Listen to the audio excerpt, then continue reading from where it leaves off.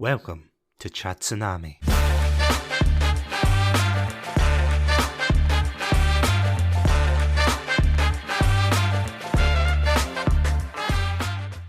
Chatsunami is recorded in front of a live studio audience.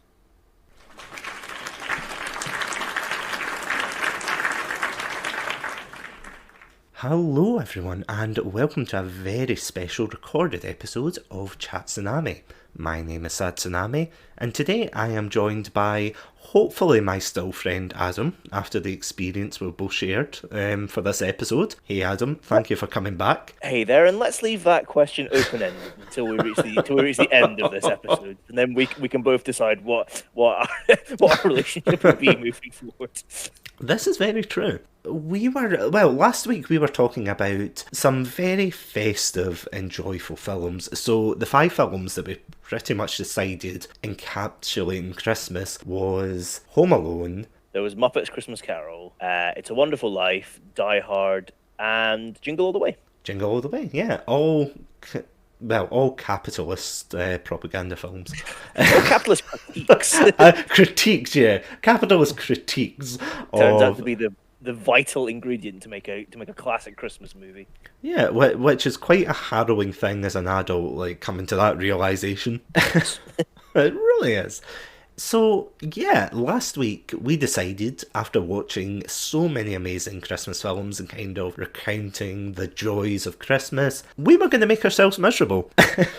So, what we decided to do was, Adam and I gave each other the Christmas gift of a terrible Christmas movie. So we were both to go away, we were to watch it, and basically just to give our critique of these kind of films. So, the 2 films that, in fact, sorry, before I go on, Adam, do you want to say the film, or tell the audience, the lovely audience at home, what film you gave me to watch? Yep, so I gave you the classic, the holiday classic, Silent Night, Deadly Night, from 1984, if I remember rightly. Which is, horror slasher film, just what you want to watch as you're sitting down your holidays stuffing your face with chocolate. Yeah, it was a film that I severely misinterpreted as being a horror comedy, but we will get to that. Which I want to point out, I never said the word comedy. I clearly said the word horror and slasher. I never said comedy. That was you who did the Yeah, all I can say is I saw the poster, I saw everything else and kind of thought, oh, this must be one of these parody films or over the top. I mean, it is over the top, but we will get to that. We will get to that. And of course, the film that I gave you, Adam, was another horror film in its own right. That being, actually, well, no, I won't spoil like the trivia behind it, but the film was called Alone for Christmas, also colloquially known as Bone Alone. My mouth fell open when I heard that title, as I was thinking, what the hell is Fraser? What the hell is Satsunami getting me to watch? Well, you know what? I tried my best. So yeah, as Adam was saying, I had the absolute pleasure, sorry, choked on my own words there, of watching Silent Night, Deadly Night. So I've got a couple of notes here. Silent Night, Deadly Night is a social critique about leaving the impoverished behind in a society that is very... sorry, one sec. Sorry. This is my notes for Parasite. Let me just throw that over there. Silent Night. Never gonna get old. Silent Night, Deadly Night is the story of a young boy called Billy who goes to visit his grandfather, who is in is it a elderly home or is it a... No, they classify it as a mental institution. Yeah, that's what I thought. But it's literally like just one room. One room with one doctor and one patient. Yeah, it's like the most empty facility I think I've ever seen in my life. And yeah, after like pranking his grandson to say, Santa is a very bad man, they start driving home and Billy's parents are brutally murdered, which made me kind of think, it gave me a suspicion that this was not going to be a comedy film. Yeah, so they're brutally murdered, and he is put in an orphanage, and it kind of follows his like mental breakdown, especially associating the figure of Santa Claus with just basically horrible things, with murder, with all these horrible things, and thinking that he is going to get punished by Santa himself, like his parents, getting killed if he steps out of line. So he ends up, he's raised in this Catholic orphanage, throwing all the stereotypes in here, where it is not a very nice upbringing for him. And eventually he gets a job as I want to say like a shop assistant, or it's like a volunteer job. Well, I was going to say he was a warehouse, but he works kind of a shop front as well. Yeah, like jack of all trades. And he basically gets forced to relive his like major fear, like his one fear, which I feel as if they should have disclosed before they brought him in. But where's the fun in that though? Where's the fun in that's true. Disclosing to your employers your employee's traumatic history. Yeah. So, eventually they dress him up as good old Jolly St. Nick, and he pretty much has a mental breakdown. He gets drunk, has a mental breakdown, and starts going on a killing spree. And that is essentially the film. Very 80s, I gotta say, like, in terms of 80s horror films, very true to the time, I must say. It is very gory, it is very exploitative, especially with the female characters, which was a bit shocking. Like some of the scenes I saw for that, I was kind of like, Adam, what the I was about to text you, I thought, oh no, you're asleep, and then I saw you were up, and I was like, what did you make me watch? What have you done to me? Yeah, just a very, very gory retelling. I was going to say, like, a retelling of any Christmas story. It is not holly, it is not jolly, it's a weird film, because on the one hand, I feel as if they had, like on a serious note, I feel as if they had a really interesting thing, because the story basically follows Billy, who is this 8-year-old, 10-year-old kid. He is absolutely petrified, and the actors, I think, do a really good job of portraying that. Yeah.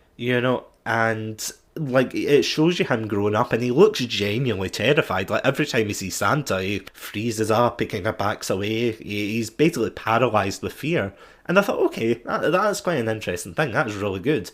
And then it just goes goofy. See, as soon as he puts the Santa suit on, that's just when it goes, like, downtown and just descends into utter madness, when he's, like, choking people with Christmas lights and shooting them with bows and arrows and things, and you're like, strength though as well. When he strangles the guy with the Christmas light, he like lifts the guy up with one arm. Yeah, it's like strangling with his left. And the guy doesn't look like he's like maybe that heavy, but he still a hell of a weight to like lift this one guy. But that must just be the Christmas rage.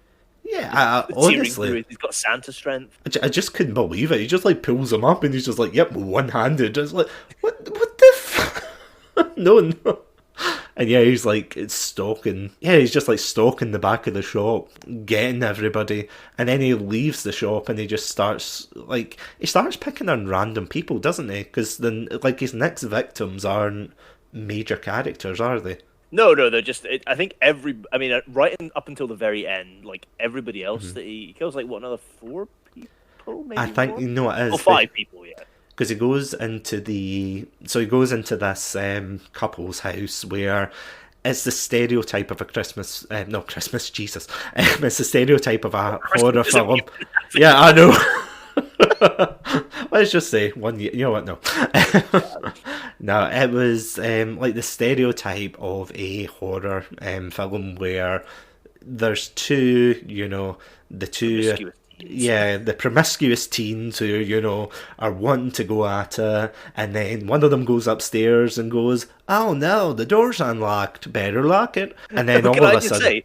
Sorry, can I just say, because I remember, she goes up, right, okay, so she's basically half naked, like, when downstairs, because they're getting frisky. Yeah. Then she's like, "Oh, I heard something at the door, I must go get the cat in." So she gets up, she puts on her like hot pants, which literally do not cover any more of her body than her like actual panties were already at that point. Yeah. Doesn't put a top on at all. Walks upstairs, flings the door open for like everyone to see if there's anybody nearby. There's also a small child in the house as well. Oh yeah. I should point out at one point. Flings the door open to find the cat, can't find it, and so etc. etc. Yeah, yeah. Long story short, she becomes skewered. That's what I'm saying. By the antlers, like on the. After my eye did like once at that, but like even though it was fake, I did. Yeah. I was just like, oh no, I can't do it. I was more impressed at the strength of the moose head. Like, I mean, how is it? Like, I'm pretty sure like that must be like I don't know what it bolted onto the wall with, but. I'm almost certain if you hung any human body of any weight on that, it would instantly like fall down. But I was like, damn, that is firmly secured in place. Oh yeah, it would just like snap off. Yeah, because sorry, just going back to what I was saying before, thinking it was a comedy, because I've like seen the classic scene from the sequel, the Garbage Day scene. Garbage Day. Yeah, it's just like for context for anyone who hasn't seen it, it's a guy who like he comes out and he starts shooting his neighbours and he sees this guy holding a trash can and he pulls up the gun and he goes Garbage Day and he just shoots him. And I thought, oh right, like when I looked it up on YouTube, that was the first thing that came up, and I thought, oh, that's this film. No, it turns out that's the sequel. Which I will talk about. I'll talk about at the end because I rewatched this film in preparation for my partner, and then we also watched the sequel for the first time. I'll speak about the sequel afterwards. So yeah, so I was like, oh, so that's what kind of set me up to think, oh, this must be like, you know, a kind of so silly it's funny. And don't get me wrong, it is like there's some really silly scenes like him blasting away the shop clerk at the beginning because it just is so unnecessary. He just turns around and he just shoots him. It's like, what? Like my partner made a good point. It's like so the shop clerk doesn't have there's like what $20 if that in the till. And the shop clerk's like, damn it, I could just give him this money and just live. But it's like, damn it, this is my $20. I'm not giving him this. $20 was a lot back then. Oh, that's true. 1984, that would have got you. Oh god, it's just such like a crazy film from start to finish. And that's the thing though, like as I said, the kind of psychology aspect is really interesting. Like see if they played it straight and they had like a film where it was like this troubled youth like going through, you know, life with like all these like unfortunate circumstances and then snapping. But after he snaps, it's like there's one scene where there are these two guys. I don't know why they're in a forest in the middle of the night, but they're just sledding, and yeah, they're just sledding down the hill. No, they're bullies though. No, sorry, that is true. No, before that, yeah, sorry, they're about to go on. Sorry, yeah, and the bullies grab them, and yeah, you're right. It's the bullies that go down the hill. So the first one goes down, and he makes like the weirdest noises. He's like, "Woo!" It's just like Mario on steroids. It's like, what is you notice as well, right? Okay, so it's supposed to be this great thrill ride as they go down this hill, but he has to spend the whole way like pushing the sled along because it is clearly there's not enough of a slope for the sled to actually get any momentum. So both of them have to like keep flapping their hands to the side to get it going. And at the same time, they're like hooting and hollering like this is some incredible thing. It looks so shit, but yeah, it's just like this amazing experience. It's like, oh my god, just it's so over the top. Like it's quintessential kind of it's quintessential 80s horror, isn't it? Yeah, it's just like you've got so many tropes like that definitely or probably wouldn't fly as well nowadays. And I'll kind of get onto the trivia for this film later on. But yeah, the trivia for this is actually a lot more interesting than the film itself at times. I'm not going to lie. Yeah, sorry, before I come into that. Yeah, so it ends up, these bullies slide down the hill, as you said, like, unsuccessfully. But one of the bullies slides down, and then he's going to his friend saying, come on, come down the hill. So the other bully comes down, and then jolly old Choppy Claws comes out with his axe, beheads the guy like something out of Game of Thrones, and he just keeps going down the hill. And it's like, okay. And then he's like watching him as if, oh, what's going on? But the head like keeps rolling with him, which confused me. I was like, how far is this head going to go? The head had more momentum than the sled. It really did. I think the head bet him by a head. Hey. Hey. Some good old Christmas cracker humour there. But yeah, it's just, yeah, and then towards the end, they realise who the killer is, or the police realise, because there's a brilliant scene. There's a brilliant scene where, and trust me, I really don't get this, where this guy climbs into like his child's house like in a Santa outfit, and these police are like on edge thinking, oh god, this is the same person that's going around killing people, so they like burst into the house, guns out. They're about to shoot the guy, and then they realise it's the girl in the house, it's her dad that's dressed up as Santa. It's the weirdest thing. It's like, who does that? Like, go through the front door, through the... Like, I'm not being funny, but just a pro tip for anyone wanting to be a Santa out there. You go through the chimney, and then you go through the doors. You do not break through the windows. But as well, like... Sorry, just like, the go daughter on. instantly recognises that it's her dad before he's even, like, pulled down the beard or anything. So that makes me think that he's been doing this for a while, and that she knows that it's him, and she's just too embarrassed, like, to say anything because of all this effort he's going to go to this. She's finally like, Dad, you can stop now. I know it's you. I've always known it's you. You can stop this charade. Dad, it's the middle of July. You gotta stop this. But that's the thing, though. See, if I woke up as a child and my dad was like standing over me, like in a full Santa gear, I would be terrified. I would be screaming like. You'd get a fear of Santa. And yeah, you'd be like, Dad, what? later on. Yeah, you don't need to like have Santa with an axe. You just need that. It's like, what is going on? And then it kind of just evolves into like utter madness where they figure out who the killer is, and they are trying to hunt him down. And the other thing, this is honestly the movie that has the least conventional entrances for Santa. Like, see, if he was like big, like back then, honestly, you would assume that John Cena directed this film. Because, first of all, there's that Santa that comes through the window, and then the other one, so they go back to the orphanage, and the police officer sees a Santa walking across a field, over the fence, climbing over a fence, walking towards his children who are like, yay, Santa! And he's like terrified, he pulls out his gun, he's like, oh my god! And he just shoots them dead, thinking he's the killer. And eventually, like, they ring it up later on saying, oh, by the way, this wasn't the killer. And of course, the cop is like the stereotypical... you get that in the films. It's the stereotypical American cop. Like, what do you mean he's not the killer? And things like that. He doesn't really speak like that, but you know what I mean. He's like, what do you mean he's not the killer? It's like, he's a 50-year-old man. It's like, and he didn't...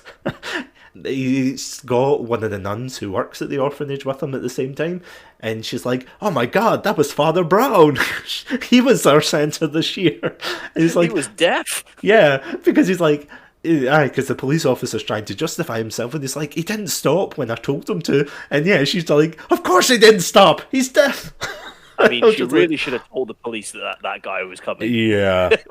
I mean, that should have warned that a guy was turning up who was deaf. To be fair, that was on her. I will admit. But it's just you're sitting there like, oh my god, what is this film? And then eventually at the end, of course, he comes in and bursts through the door and just... Yeah, it ends up. He doesn't. One of the kids lets him in. Do you remember the kid, like the kids who've traumatically seen Santa get gunned down to death? Then he appears at the door, and when the kid is like, Santa, and lets him in. As like the nuns are like, no, don't do it. Because at the end, I think I sent you a picture of one of the kids in the background, and he's got the biggest smile on his face, as if it is the real Santa.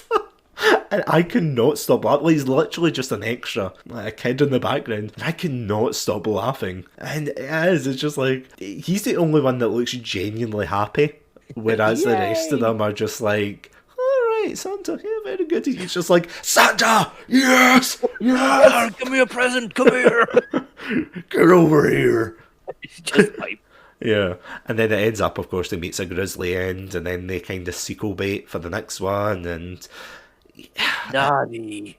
Yeah, naughty. So that's the thing. Like, that's the kind of motif throughout the film, that he's punishing people who are quote unquote they're naughty, or the whole Santa thing, are you naughty, are you nice? And of course, if they are being naughty, like when he's younger as well, there's a scene where he sees again another couple, which is kind of, it's reflective. This 20-year-old couple living at this orphanage. Yeah, that was really weird. Yeah, it's like this 20-year-old couple who are, it's just a really weird and long scene where they are shaking the Christmas bells, let's just say. Or attempting to. And, I love that euphemism. Yeah, it's true. And then one of the nuns, like I think the Mother Superior, just kicks down the door and she just grabs the bell and she's just like, I'm going to make an example of you. And it's like, what? Makes it a threesome.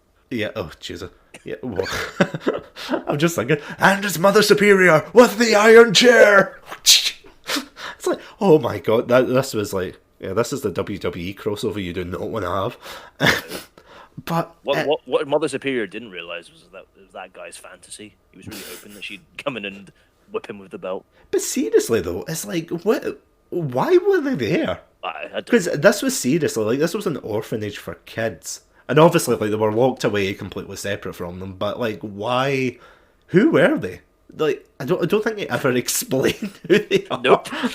Yeah, it's like, alright, we're just gonna, and I think that's kind of reflective about the tropes in those kind of films in the 80s. It was just like, yeah, we're gonna have this, we're gonna show boobs, we're gonna show this and that, and it's like, are you gonna get to plot? And it's like, nah. It's like we haven't shown boobs in at least 10 minutes. We need to get wheels out now quickly. Yeah, this is a film that's going through very like heavy withdrawals for that type of content, and you're like, it's like, what, like when I'm watching a film, I'm not thinking, do you know what I miss? Like a needlessly exploitative scene, yes, and seeing it come on, it's like,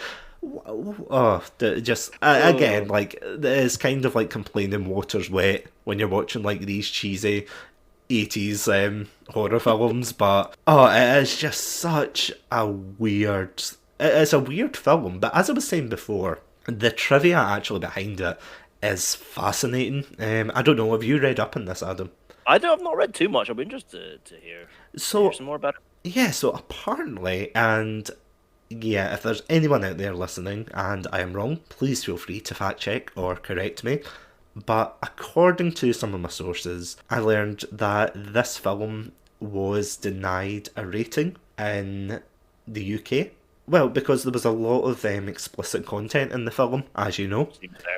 So I don't know who it was, I don't know if it was the distributors or who it was, but they refused to cut it down to make it like a PG, or not PG, but an 18 film. Which... so intent on that. It's not like they got a Citizen Kane here. Yeah. Like, no, you won't touch our masterpiece. It is, yeah, see, off topic, it is not a masterpiece whatsoever. It is the opposite. It is... anyway, yeah. I was going to make masterpiece of shit. Yeah, I was going to make a Citizen Kane pun, but you know what? It's not even worth it. Yeah, so apparently they cut it, or not cut it, but they decided they wouldn't release it on VHS, and obviously without a rating, you can't release like the video here. And it wasn't until 2009 that they released the DVD here. Oh wow. I think they released it in America on VHS, apparently, but I don't know, I don't think they did over here, which I thought was really interesting, because I was it's quite interesting, because I couldn't find anything to say that there was a VHS release out here, because the film came out in 1984, wasn't it? I think it's 84, yeah, if I remember. Yeah. And one of the things that I found really fascinating and kind of funny was, obviously, this was a very controversial film when it came out, and I mean, standards back then were definitely a lot harsher than they are these days. Yeah. I mean, I still think this would garner a bit of controversy, but especially for this film, it was because they portrayed Santa as being this, a killer, essentially, and it was going to scare the kids, make them think that, Santa's going to, come out and kill them if they're being naughty, kind of thing. But apparently it was either the director or it was one of the higher-ups in the film anyway, actually thought that the controversy would come from their depiction of the Catholic Church. Apparently that was the thing. They thought that was going to be the main source people were, going to outcry about. But no, it was apparently totally all about Santa and being portrayed as an utter monster. Which, to be fair, I think countries like Denmark have probably been beating them to the punch for some time for that. Because is it not like, and again, I could be wrong in this, but is it not Scandinavian countries that literally have like Santa with a sidekick who kidnaps kids or something? I think there is something like that, isn't there? And it's like, yeah, I mean, he is being portrayed as a monster for a good while now. Before we move on, just to go back to the point about like the portrayal of the Catholic Church. Yeah. Do you know what I find hysterical in this film? Yeah. So like he's at the orphanage and it's run by all these like Catholic nuns and everything. These nuns are so obsessed with making these kids like believe in Santa Claus and like think of Santa Claus as this omnipotent, like all-powerful figure. Not once do they mention Jesus. Like, it's Christmas time, right? Surely for nuns it would be hammering home the message of like Jesus' birth, and this is everything. This is like the point of Christmas. But no, it's all about Santa. They're drawing pictures of Santa. Like the visit of Santa to the orphanage is the most important thing. It's like getting the presents from Santa. They're all going to write thank you letters. And then the Mother Superior at one point is like, "Oh, I just see greed, not gratitude." It's like, yes, because you have indoctrinated these kids in this like ultra capitalist message of Christmas. This is why they have no gratitude. See, and we're looping back to we're looping back to the capitalism again. It's all linked. It's all as we spoke about last week. Yeah. But yeah, that made me laugh so much. Oh, yeah, I never really thought about that, but you're right. It's like, at the very beginning, like, after Billy witnesses parents, get killed, which, as much as I'm, saying, or we're both kind of saying it's quite a goofy film at times with the violence, it is quite a brutal scene. Oh, God, yeah. If you want to watch it, prepare yourself. I'd kind of forgotten. Yeah, like, because I was watching it, I was like, oh, Jesus, this is... No, but it is. It's, like, a very brutal, so it's like, if you're... Like, even by today's standards, there's a lot of scenes that are quite graphic and kind of brutal. So if you are going into it, then just kind of be wary about that. Do your kind of research on it first. But because I don't want to be like, making fun of this film saying, I had a great time, go watch it. No. This is my Christmas present to you, okay? Just be careful if you're going to watch this. But yeah, so yeah, there's a scene like after they get killed, he's hiding in the bushes and it flashes forward. There's a lot of flashing forward, and he's in the classroom and they're all drawing like pictures of Santa, which again, like, I mean, personally, I have no experience of like growing up in like a Catholic school or anything. I didn't go to a Catholic school. Don't get me wrong, I assume they still talk about Santa and things, obviously, but because they are trying to like, as you said, they're trying to like portray this message of, oh, you have to be very devout and you have to be, very moral and that, because like Billy ends up drawing a picture of Santa and his reindeer like decapitated and stabbed and things, and one of the nuns is trying to explain to say maybe Billy is a bit messed up because of all this. He's still got PTSD and everything, and the Mother Superior is just like, oh, pish posh. He'll be fine with a bit of praying and, I know what'll sort him out. Let's get him to sit on Santa's lap. That'll make Yeah, exactly. Although, to be fair, like, he has a mean right hook. Like, he gets forced to put on, as you said, he gets forced in Santa's lap, and he just turns around and, like, uppercuts him, and it's like, what the? Because I looked away and then I turned back and then Santa's like flat in his ass and he's just like, what the hell is that kid's problem?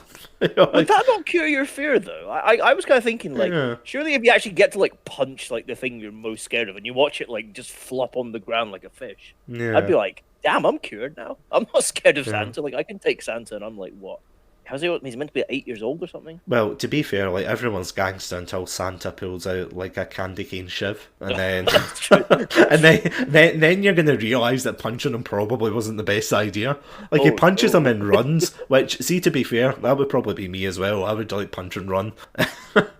Because it's like everyone says, oh, if I... strategy. Yeah, because everyone says that about horror films, don't they? They're like, oh, if I was in a horror film, I would, like, punch the guy and then take off his mask. It's like, no, you wouldn't. You would not know, like... Especially, like, if you were a kid and you were, like, forced to see your... And I mean, especially see when he's putting the suit and everything. I will admit that was well done, that he looks genuinely uncomfortable in it. As we were saying, he gets volunteered by the home when he turns 18 to volunteer in this like toy shop. And I have to admit, I did think it was quite funny that the toys that they use aren't generic, which I was really surprised at. So like in the background... They must have spent a fortune on some of those toys. Yeah, like in the background you've got like Star Wars and like Mr. Potato Head and things like that. And even, did you watch that film? Was it called Crumb or something? It was like this... No, I've not seen that one. No, I can't remember. It was like a really bad sci-fi film. I can't remember if Craig had watched it at one of his bad movie nights. But yeah, it's really interesting to see that they use real toys. And it's kind of like, this is just weird. There's realism in my horror film. I can't take it. And yeah, it's like... The rest of it, let's face it, Billy is the only one that's really fleshed out, and maybe like the nun that looks out for him. The rest of them are just very kind of one-dimensional. Like you've got Mother Superior, who is angry nun number one. You've got the promiscuous 20-year-olds who are acting younger than they probably are. You've got the police chief who turns up like in the last third of the film. You've got the policeman who is just there to die.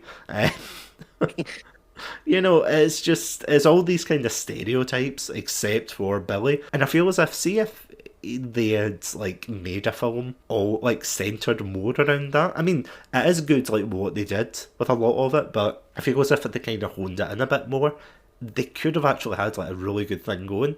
Obviously, like, I'm not a film... Interesting concept. Yeah, I mean, obviously I'm not a film maker or anything, so I don't know. It's like, so I don't know 100%, you know, if that's easy enough to do or not, but I remember also, just kind of going back to like what the directors were thinking, apparently the reason it caused so much controversy, like, again, it's the idea of a young boy being traumatised by this event, and it's nothing new, isn't it? It's like Mike Myers and...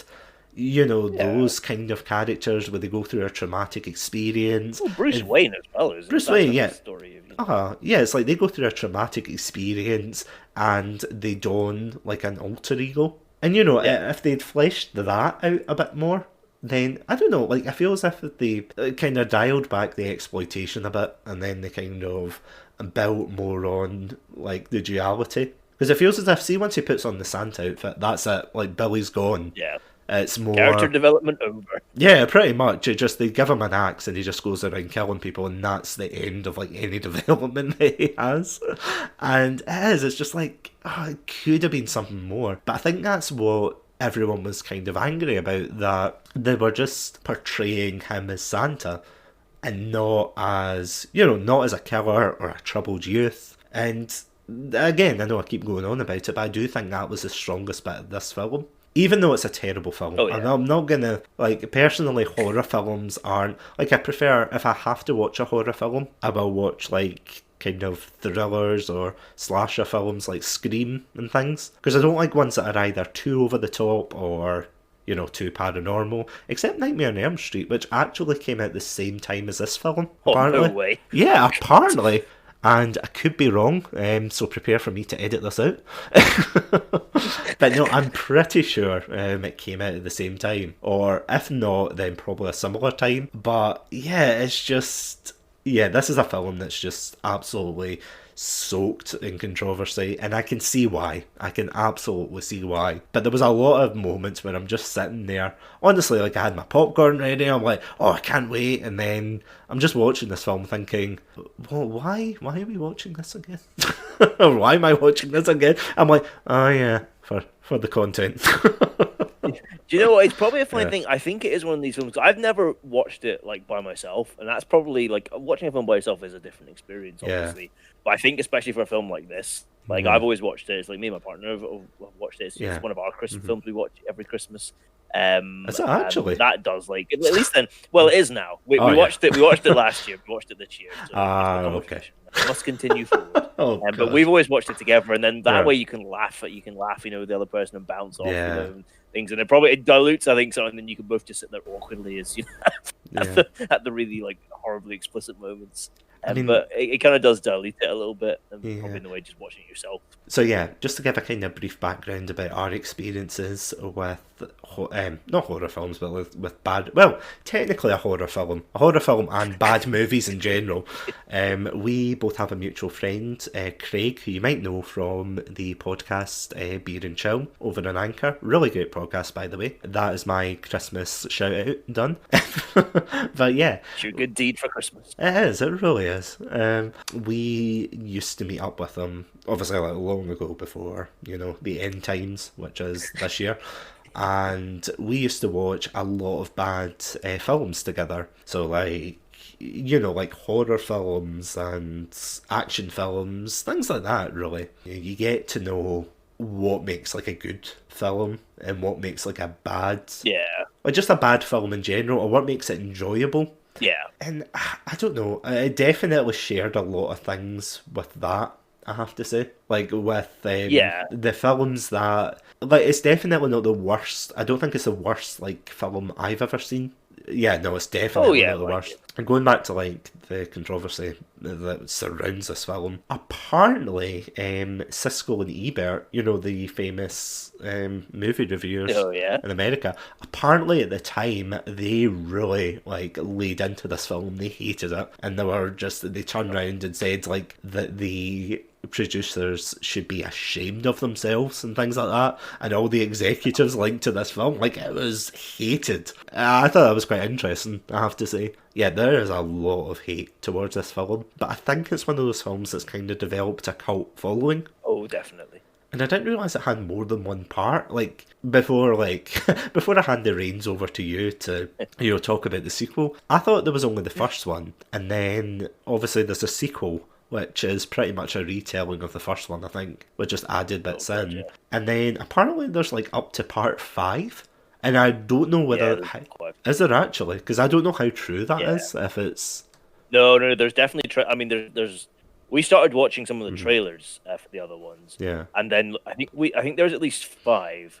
We got to the trailer for number 4. Yeah. And it was just like, if you thought this one was like gory and horrible, there's just some scenes in that trailer I was just like, I've got to turn this off because this is just horrific now. Yeah. So there is at least 5, I'm pretty sure. There might be more, to be honest. I think it's one of these things that you can just like slap the name on whatever like crappy slasher horror film that you're doing. Set at Christmas, just call it Silent Night, Deadly Night Part, whatever. Yeah. You're good to go. Yeah, so I'm going to quickly hand over to you.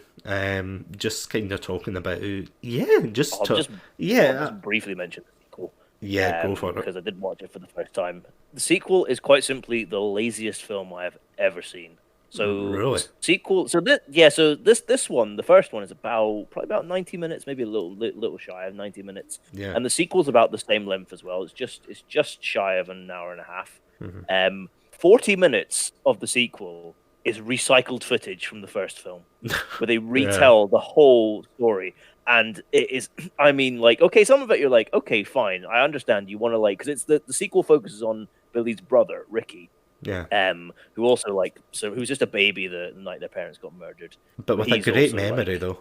Yeah, but here's the thing, right? Okay, so the film starts, right? So basically, like, first of all the good stuff is in the trailer. So just go watch the trailer, and you've seen the garbage day and everything. Like that's the rampage, which happens like right at the end of the film. And so basically, the film starts, and he's in this he's in a mental institution, and he's being interviewed by this psychiatrist about like the events, and it's like goes back, and it starts with like his parents getting murdered. You're like, okay, fine, fair enough, right? Yeah. We need to see that bit maybe. But then they go through the whole of Billy's story again. And then his brother Ricky, who, by the way, the actor is maybe playing Ricky, is maybe the worst actor I've ever seen because he starts at 100 and he has nowhere else to go. So he starts off by, like just being like yelling and shouting just, like basic lines of dialogue. So there's no way for him, there's no room for him to move. Like he's laid out his stall, and this is going to be it for the next like hour and a half. So like, and he's telling he's like, Billy told me everything, and then you see all these scenes, you see all these replayed scenes of Billy in the orphanage punching Santa, seeing the couple have sex. Who, by the way, they had to get a different couple in. It's a different couple having sex to the ones originally, so they must have had to get new actors or something like that. Wait, really? Yeah, and there's a different kid playing Little Ricky, so they obviously had to switch actors for some reason. But like, so he's all these things are getting retold, like, and it shows him on his rampage. But there's scenes, right? Okay, so the premise is like Billy tells Ricky everything, like, okay, fine, fair enough. And Ricky Yeah. was there for some things, Mhm. but there's scenes that Billy is not present in. So they show like the scene with the dad like climbing into his daughter's room and the police like bursting on him. Billy wasn't there. How did Billy know that scene was happening? How does Ricky know this happened? Like, why is this in the film? There's just no bearing on the plot of the second film. It was just a funny little gag in the first film. Why are we re-seeing this? And there's other scenes as well. There's like scenes between like Sister Margaret and the police chief. Billy's not there. How does anybody know what happened apart from Sister Margaret and the police chief? And why are we seeing this? And so it's 40 minutes of the recycled footage. And then it gets to like the bit where he goes on his rampage. But as well, right, Ricky gets adopted into a really nice family. Yeah. And then his stepdad unexpectedly dies, and then he goes on a rampage. So for a start, there's not really any real reason, because Ricky was too young to have been like maybe as traumatized as Billy was, and like afraid of Santa, but still like for some reason, and he went to this nice family, but still he ends up in this murderous rampage where he goes through. And most of the killing, he isn't dressed as Santa until the very end, where so it cuts back to like him talking to the psychiatrist, and you find out he's killed the psychiatrist, and he escapes from the mental institute, and he goes after Mother Superior, like the one from the first film, who's also played by a different actress, who they have to put some like makeup on her face to make it look like she's like lost an eye or something, I guess, to try and hide the fact that it's a different actor doing the role. And so he goes after her, and it's only then that he gets dressed as Santa to go kill her. So there's literally no like there's no reason for him to dress as Santa, really, because he doesn't seem to have the same shouldn't have the same psychological trauma as Billy and stuff. But it's like, oh crap, it's a Silent Night Deadly Night film. Quickly, like he murders somebody dressed as Santa, then puts his costume on to go shove him in a suit. It's just it's literally just like, just watch the trailer because it's got all the funny bits in it, and it's the laziest thing I've ever watched. To have an hour and a half film with 40 minutes of recycled footage is just they should be ashamed of themselves for that. They shouldn't, like, I don't care if they're ashamed of themselves for any of the kind of graphic content, but they should be ashamed of themselves for doing that. Jesus. But like, so that's my rant over. But can I tell you what I actually wanted to see from a Silent Night Deadly Night sequel? Yeah, do tell. Which is, I actually want to see a Silent Night Deadly Night prequel about the grandpa. Because why the hell is he so like afraid of Santa? Like, what happened? I want to know, like, what happened to him? Like, because this isn't like, as far as I know, this isn't like a very common thing. Like, I don't think Santa Claus is often like seen as like a figure of menace and terror. Maybe he is to some people, but like not that I know of. So why is the grandpa so like in like terrified of Santa? And then also, why is the grandpa like punking this little kid? Like, so the rest of the family's there, and the grandpa won't say anything to anybody else. And they leave, and for some reason, the parents are like, "All right, Billy, just stay here with your grandpa." By yourself. Then the grandpa wakes up and scares the crap out of this little kid for no reason. And then the parents come back and he just goes back to his comatose state. It's like, I want to see why the grandpa's the way he is. Like, what happened? What happened that he's so terrified of Santa? See, that's a weird thing, because you never see like Billy try to like get back in contact with his granddad. Like, this is literally an isolated scene. That's how the film starts. It's literally, they go to see the granddad. The granddad is in like a kind of catatonic state. He's looking ahead, not interacting at all. The parents like go to talk to, I don't even know why, they go to talk to the doctor, but they leave Billy. I don't get that. But they leave after your grandpa. Yeah, it's like, why? Well, no wonder, because obviously one person works in this whole mental institution, apparently. It's like, what is this film? And then, as soon as they leave, he's just like, and I love this guy's acting, by the way. I don't know who the actor is, but it's just so over the top. It's like, Santa's gonna get you. And he like kind of slurs these words together, just like, Santa's gonna get you, Billy. He's gonna get you. If you've been naughty or nice. You know what Santa does? He just punishes people who are naughty. And they never he's the saving grace of the film. Yeah, and they never bring it back up again. You're like, why? What is this film? Just never come back to it. And it's like, I totally agree. Like, what happened to him? Like, did he? I really want to like, genuinely, does he read the newspaper and see, like, if he's still alive at that point, that Billy's like going in this rampage and just like, well, shit, I was just screwing with him. He's like, damn, I didn't mean to take that far. Oh no. It's just like what Yeah. awful series of occurrences. Like this film is just the ultimate like example of just what happens when you just have a terrible series of coincidences. Like Billy's like punking Granda, and Yeah. then it just happens to be a murderer dressed as Santa Claus. I mean, and I had to like the grandpa, the two like saving grace I think of this film are the Yeah. grandpa and then the toy store owner cracks me up as The well. Toy He's Store so owner is funny. so weird. Like, see that scene? So, When he's right, drunk, he's yeah, so funny. yeah, but even before that, there's this scene where they introduce Billy. Like, they flash. There's a lot of flashing forward in this film. Like, Billy's parents die. Flash forward to the orphanage. Billy, encounters like a lot of her, like traumatizing events in the orphanage. Flashes forward again. It's him as an adult, and you don't see him until one of the sisters, one of the nuns, goes in and asks the owner, and the owner's like making a big thing because he wants like someone to be in the back room. To like carry boxes, and he keeps saying things like, "No, I don't need a woman. I need a man. I need a man in there," and and all of that. And it's like, oh Jesus, right, okay, and she's like, oh, but I've got this person you can have, which is Billy. And he's like, I don't need a man. Sorry, I don't need a kid. I need a man. And there's this weird, like, he looks, like the camera focuses on Billy's shoes, and then it pans up. And he's like, he's got the weirdest smile as if, oh, I can see, yeah, we're going to have a hell of a time, kind of thing. It's like, I don't know why it sounds like a 1930s. It's just like, the way he looks yeah. at the way he looks at Billy is incredible. So it's like, oh, I'll have a piece of that. That's exactly what I thought. I thought, what's that look like? Is he? It was amazing. Yeah, is he? Oh god, you know what? I'm not even going to make a Christmas metaphor here because he doesn't deserve it. He doesn't deserve my A game Christmas cracker jokes here. He doesn't deserve it. That's how bad this has gone. It's just there's so Just many. when he, oh, Yeah, there's so many weird and awkward scenes, and it feels as if a lot of it is just there for the sake of it being there, if you know what I mean. yeah. It's just like, oh, someone's getting assaulted.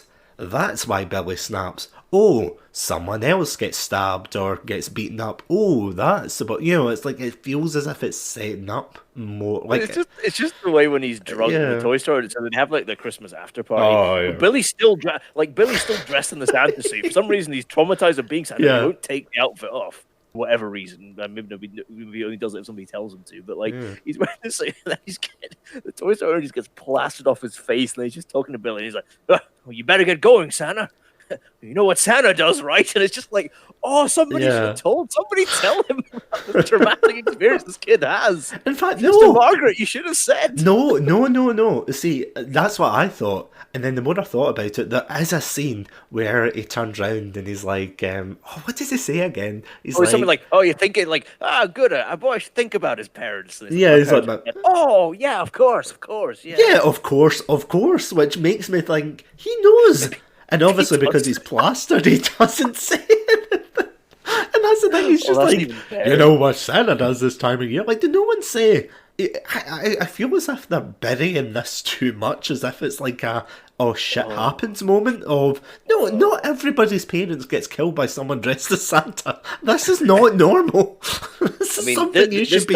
This does feel like a British like stiff upper lip. Like, come on, chin, Yeah. Chin, up now, you'll be fine.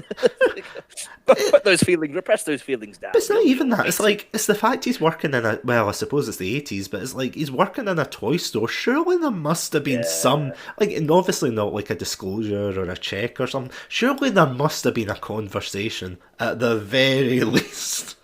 You know what? There's a scene with Sister Margaret, but just before like Billy's introduced, where she I think she says to the toy store, and she's like, "Oh, we've tried everywhere, but nobody will hire him." So I wonder if they had been making this very clear, and everybody's like, no, we don't want this like nutcase like working here. So like, right, we'll just hide that so we can get a job. And I'm sure he won't come into contact with Santa at all at this toy store. At this time of year, how this can happen at all. Exactly, it's a toy store. Toys, Santa, Christmas. So funny, like it's just so stupid. I love it. Yeah, I feel as if this is like Coinky Dink, the film, where it's like it literally is. It's like everything is set up for this guy to fall, and you're just like, no. Silent Night, Deadly Coinky Dink is what they should have. Exactly. I was trying to think of a pun for it earlier, and I was like, you know what, I can't muster the energy to bring up a pun for it. But before we go on to like your film that I chose for you, ha ha ha. Merry Christmas. Yeah, I have one question for you, and you can feel Go free for to it. ask me the same question when we get onto your film. Mm-hmm. But how the hell did you come across this film? Because I never heard of this. The only thing I had heard of was Garbage Day, but I never knew about the film itself, just that scene. Yeah, But so yeah, so all credit goes to the if anybody knows that YouTube channel, Djibouti Dubs, which is the Mhm. it's like they're most famous for doing, like, if you've seen the any of the Red Copper Pan, they're like, hey, it's your girl Kathy. Have you seen any of those? That's the one, yeah. You've Yeah. seen those. They used to. I don't know if they still do, but they also used Mhm. to do like some kind of like similar things with movies where they'd like they choose a pick a movie and then they'd like take scenes from it and then the three of them would just like kind of mock it and make fun of it. And this was one of them. And so me and my partner happened to see this, and we thought it looked, again, we from what we saw, we thought this looked hysterically funny, this film. Yeah. And so eventually, like, we were like, oh, we should try and track it down so we can find a copy. Yeah. And then Christmas last year, my partner ended up getting it for me on the. It must maybe have been that first Mhm. DVD release, Yeah. whenever it was. So like she Yeah, it was wrapped it up for me. 2009 apparently. She wrapped it up for me. But what's hysterically funny about that as well is like, so when she'd seen like the when she'd seen the DVD cover, what it had shown is it had shown like, I think it might be the one they use on the Amazon Prime. Did you watch it on Prime? Yeah, Amazon, yeah. Is it the one where like it's the chimney and it's like his hand coming out holding the axe, like he's going down the chimney? No, I think it's him standing different out the one? chimney and there's a woman like draped out Oh, of that it. one. Yeah, yeah. But it's that she's one, yeah. like, yeah, she's got a top on. That's all I'm saying. Yeah. Or, Okay. So yeah. when my partner found the video, like the DVD, it looked like it had one where basically there's a cover of like basically Santa's hand coming up the chimney with like holding onto an axe, with the title. But when the DVD arrived, it was actually the cover that you just described. Where Yeah. it's the house. So it's him standing outside the house dressed as Santa with Santa's like sack over his shoulder and this dead woman's body in it. Yeah. However, like on the DVD cover, she isn't wearing a top, so it's this dead woman who's like whose breasts are completely exposed. Apart from she's wearing like Christmas tassels, like you might see like a stripper wear, Jesus. just hanging out, and it is like right at the front. And it like takes up about half the DVD box. And my partner was like I cannot give this to Adam because what happens when he opens this and sees this? What is he gonna think? But like, so eventually she was going to wrap it up for me, but she was like, I just have to explain this. Yeah. We just laughed about it. Thankfully, we got it from CEX. So they came with a big sticker, so we've just stuck the sticker Right over it.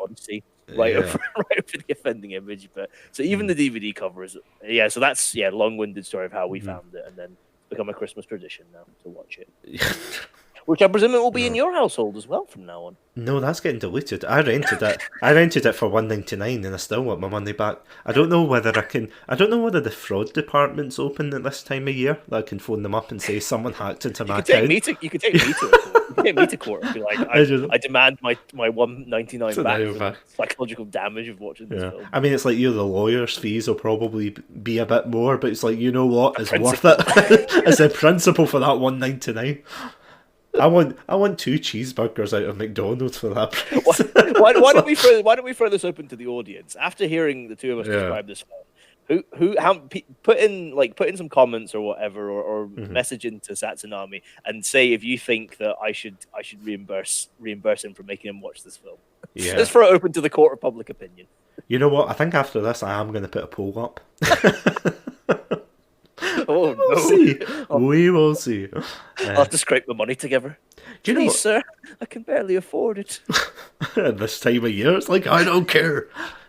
Wait, no, you're not becoming the George Bailey in this. I'm not being. I am not Mr. Potter. Yeah, I'm not being. Should I give Mr. Potter his money? The rich corrupt industrialist. Yeah, sitting in my chair like, Mr. B. Mr. Adam, I'll go to.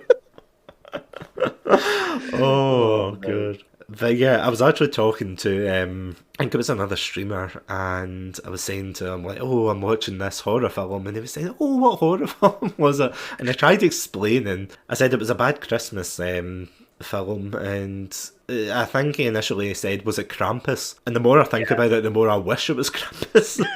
You wish it was any other film but this one. Oh, good. Okay, like to summarise like my thoughts on it, I thought the psychology bits were interesting. I thought if they played it straight, definitely could have been a really fascinating film. But yeah, it's just an 80s horror film, essentially. It's just all the tropes like crammed into like Santa's sack, and he's beating you to death with it. So yeah, I would give it. Trying to think, like what would be an appropriate measurement? Two dead women's bodies out of 10. No, I was going to say more like 2. Actually, what would be a good thing? Well, I'm presuming you're giving it a 2 out of 10. I don't know. Maybe you're giving it a 10 out of 10. Oh no, but we are not giving this a 10 out of 10. Yeah, I was going to say like... Satsunami recommends. Yeah, Satsunami definitely does not recommend. I was going to say like 2 garbage pails out of 7. That's a good one, fair enough. Oh, 7, that's not bad. What's that? Like, I can't do math, but that's like what, 30%? Yeah, can I just say, I can't count, so yeah, take of that what you will. We're both ineffective with counting. Yeah. Take these measurements with yeah. a ton of salt. Yeah, long story short, 2 out of 10, would not recommend. Okay, so speaking of horror films, would you like to introduce both a film colloquially known as Bone Alone and also known as Alone for Christmas? Oh, as I was saying to you before we started recording, I tried to write a detailed synopsis, but I gave up halfway through. So here's the challenge for the audience: see if you can recognize the point where I start having to rely on my notes and have to start relying on my memory. So, Into the film. I was going to say, so it's just like university again, where you're doing like where you're doing a presentation and you've only written like half the notes, and then the rest of it you just have to wing it. You're like, okay, you've got this. It's like, and he fancy long words. Yeah, and he was a long man with jargon. The end. But yeah, sorry. Anyway, Go ahead. So here we go. I'll take it away. So I'm just going to call it Bone Alone. Okay, like I know it's called Alone for Christmas, but we're calling it Bone Alone because it's funnier. Bone Alone, as you might be able to guess from maybe you're not because it's a cleverly done pun, is a parody of Home Alone. What? So basically, I know I was as shocked. Mm-hmm. So we start. The film opens. We have snowy mountains, setting the scene for Christmas. It's winter, all that seasonal things. Then we cut straight to what is clearly the middle of summer on the middle of this American town. Bright, shining sun, no snow in sight at all. We then cut to this dog called Cupcake, who fails to defend his home from this gang of robbers, and he ends up losing his bite, which is something we'll come back to, a concept we'll come back to. We then cut to this family who are just the worst. They're just the worst family ever. The worst stereotype of middle-class family, who have 2 dogs. One's a new young dog called Columbus. The other one's the old, steady, been there for a while, Bone. So basically, the gag is that Columbus is this really like hyperactive, like yappy dog. Oh, by the way, both dogs can talk. It's one of these films. Yeah, it's like Cats and Dogs, isn't it? Yeah. Where it's like, so I was saying this to you, sorry, just before we started this, that you know how people nowadays, you've seen the deep fakes of like people taking pictures of people and they morph them into singing songs. Like I think the recent ones, like the Yakuza song, Back in the Tie, and it's like morphing their faces to sing and everything, and everyone was saying how, with deep fake technology, they could get presidents and things to say anything on screen. No, they were using this technology far back in the day to make these dogs talk. This was like the evil, I think, that they were using it for. It's funny that you mentioned Cats and Dogs, because that just got me to thinking. So what, Cats and Dogs was like, what, 2000, 2001? Early 2000s. Must have been, yeah. This is 2013. This CGI looks a million times worse in this film than it ever did in something like Cats and Dogs from like over a decade before. Yeah. It looks worse than Terminator 2 looks just... Terminator 2's graphic visual effects, which are from 1995, look... I can't even describe how better they look compared to this. But anyway. Sorry, just as a quick aside, I'm just thinking of... I remember I was watching a review of... I think it was... Do you remember the old Scooby-Doo film? Oh, yeah. Yeah, and that came out in like early 2000s. I can't remember when exactly. I think 2001 maybe. And that came out this exact same year as the Two Towers, like the Lord of the Rings film. And I remember the reviewer going absolutely nuts, saying like, this came out the same year. And it's like, why does Scooby look like that?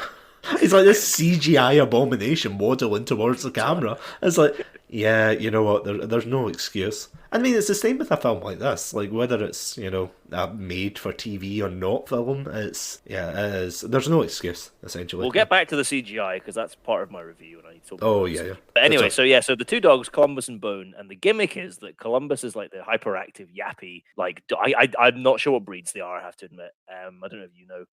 You casual. I think I know. I think maybe Columbus is a Boston Terrier. I think I saw some people saying something like I don't know what breed Bone is. I'm sorry. I thought it was a German Shepherd, but then there is a German Shepherd. Like no, but then there's a German Shepherd later in the film, so I don't know if it's a breed like that. Yeah, one of these bigger dogs. Like Columbus is a small dog, and Bone is a bigger dog. So anyway, so Columbus is hyperactive, yappy, running all over the place, like dog, like Scrappy Doo style, God, intruders. So he's like causing all this chaos, and for some reason, this stupid fucking family thinks it's Bone. Who is like the dog who doesn't do anything, just sits there quietly, doesn't make a fuss or anything. They think Bone is the one who's responsible for all this because he happens to show up at the moment that Columbus knocks something over and it falls on him. So they're all like Bone and like, oh my god. Sorry, it's just like kind of jumping in quickly, but I rewatched that like you. I rewatched this film again just to make sure like I remembered it. And see at that scene, the way this like shitty family retell this like to their friends is, oh, Bone savagely mauled the tree and knocked it over. Can I just say, Columbus, like the wee dog, goes in like to this. Like there's a doll or something that's going off. Yeah. And Columbus like just tears into like this package. He is balls deep in this package, tearing it apart, and yet somehow because like literally two pieces, bit of tinsel. Like a bit of tinsel falls onto Bone. They're like, Bone, and it's like, what is this? Yeah. So yeah, sorry.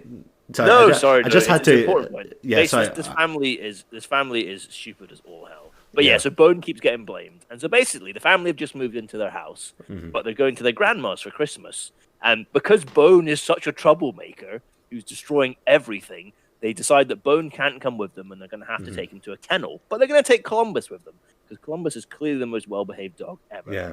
The kids aren't happy about this, but Dad's putting his foot down because he's the man of the house and he's in charge. That's literally what he says, yeah. That's literally almost verbatim what it says.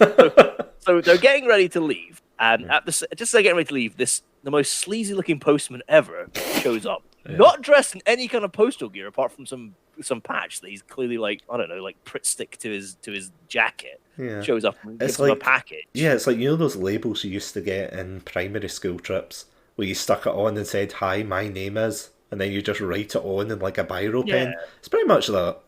Yeah, it's literally that. Yeah. So he shows up and like he finds out that they're going away, and he wishes them a Merry Christmas and a safe trip. But then, shock horror, he goes back to his postal van, quote unquote, which is a black van with a fish sticker on the side, and we find out he's part of a gang who are going to rob the house. But sadly, but quite sweetly, one of them just wants to go caroling. One of these robbers, that's all he wants to do in the film. He just wants to carol, which is kind of sweet. And then, but the leader, who's the sleazy postman's like, no, we're going to rob this house. And as they drive away, for some reason, they decide to destroy this kid's bike for no reason and bring like so much attention to themselves. If they were ever to come back to that neighborhood, the kid would be like, oh yeah, that's the van that destroyed my bike. So yeah, that was worth it. Yeah. Anyway, so the family. Oh, sorry. No. So can I just say, like, this is one of the things that stuck out for me. So, as you said at the beginning, this is based off of Home Alone, right? Yeah. And in Home Alone, yeah. So, see in Home Alone 1 and 2, do you remember what time of day that the sticky bandits or wet bandits or whatever they go by? Can you remember what time of day they went to rob houses at? Well, I mean, like, very unusually for criminals, they decided to do things at night. Yeah, they decided to do it at night, right? Or times where they knew they weren't going to be in. Whereas, as you said, they run over a kid's bike, so it shows that there are going to be kids that are watching in that neighbourhood. And yeah, they decide in the middle of the day, when they've just left, that they're going to rob this house. And it's like, what? What in plain view? Or well, you know what? Filming at night's hard. There we go. You know what? I'll give you that. I'll give you that. Who's got the time? I stand corrected. Anyway, so the family arrive at the kennel to drop Bone off, and they meet the owner of the kennel, Anthony, or Triple A. You get it? Because I fucking don't. He proudly declares that he is covered in dog shit, even though he's clearly not covered in dog shit. But anyway, so it turns out that Triple A is not a very good business owner. Surprise, surprise. But he pleads with the dad that he needs the business. And he promises, first of all, he offers him a $10 discount, then a $30 discount, and then a $6 discount. And then this convinces the dad to drop Bone off, and AAA promises to take good care of him like he was his own brother. So Bone meets the other dogs, including the eponymous Cupcake, who we saw at the beginning of the film. And Cupcake reveals, and for basically talking to Cupcake, he finds out that his family's home is going to be robbed by this group of. It turns out this gang was the gang from who just showed up at Bone's house, was the same gang who robbed the house in the beginning. Coinky Dink 2, essentially. No, so I was just going to say Coinky Dink 2, Electric Boogaloo. Coinky Dink 2, yeah. These films are just Coinky Dinks, aren't they? Essentially, yeah. So Bone telepathically communicates with Columbus that the home is in danger. No, he tells him. No, he telepathically communicates with them because Columbus is in the car with the family. Oh. Bone is in the kennel. So the family have driven away by this point. So they telepathically communicate, but somehow they have some link because they're brothers, quote unquote. Brothers from another mother, essentially. Yeah, that's it. So Bone concocts an escape plan, and somehow he manages to outwit the genius of AAA by hiding under a rug, and then. I think Triple A starts dancing with the other dogs, and then Bone escapes over this freaking suspension bridge for some reason is near this kennel. But anyway, and then he heads for home. As the family stops to get some food, Columbus crashes their car and breaks the back window and escapes outside. And he catches a ride on a passing car. The family runs out to find out what happens, and somehow the daughter is able to spot Columbus in the back of this speeding car. Where you can't see anything in it at all, but she somehow sees that Columbus is in it, and Columbus is hiding under a blanket as well. So this girl has X-ray vision. It's clearly a superhero. Anyway, the bandits arrive outside the house, and they argue about the value of an easy bake oven and what they should steal. At the same time, Bone is making his way home, and he steals a skateboard from the very same kid whose bike got crushed earlier in the film. Poor kid. So yeah, poor kid's had a crappy Christmas. Is his name Billy by any chance? Oh my god, I know. Oh my god, he's gonna have a fear of dogs. Yeah. Dressed as Santa. So he gets on the skateboard and arrives back. Bone then as the robber's about to go in the house, Bone sets off all these car alarms on the street, and he's like, "Aha, that'll fool them because everybody will come out of their houses." Yeah. And that'll scare the burglars off. However, shock and horror, Bone realizes that everybody else in the whole neighborhood has gone on vacation. So there's nobody there, so it's up to him to stand his ground and defend the house, and therefore he prepares for war.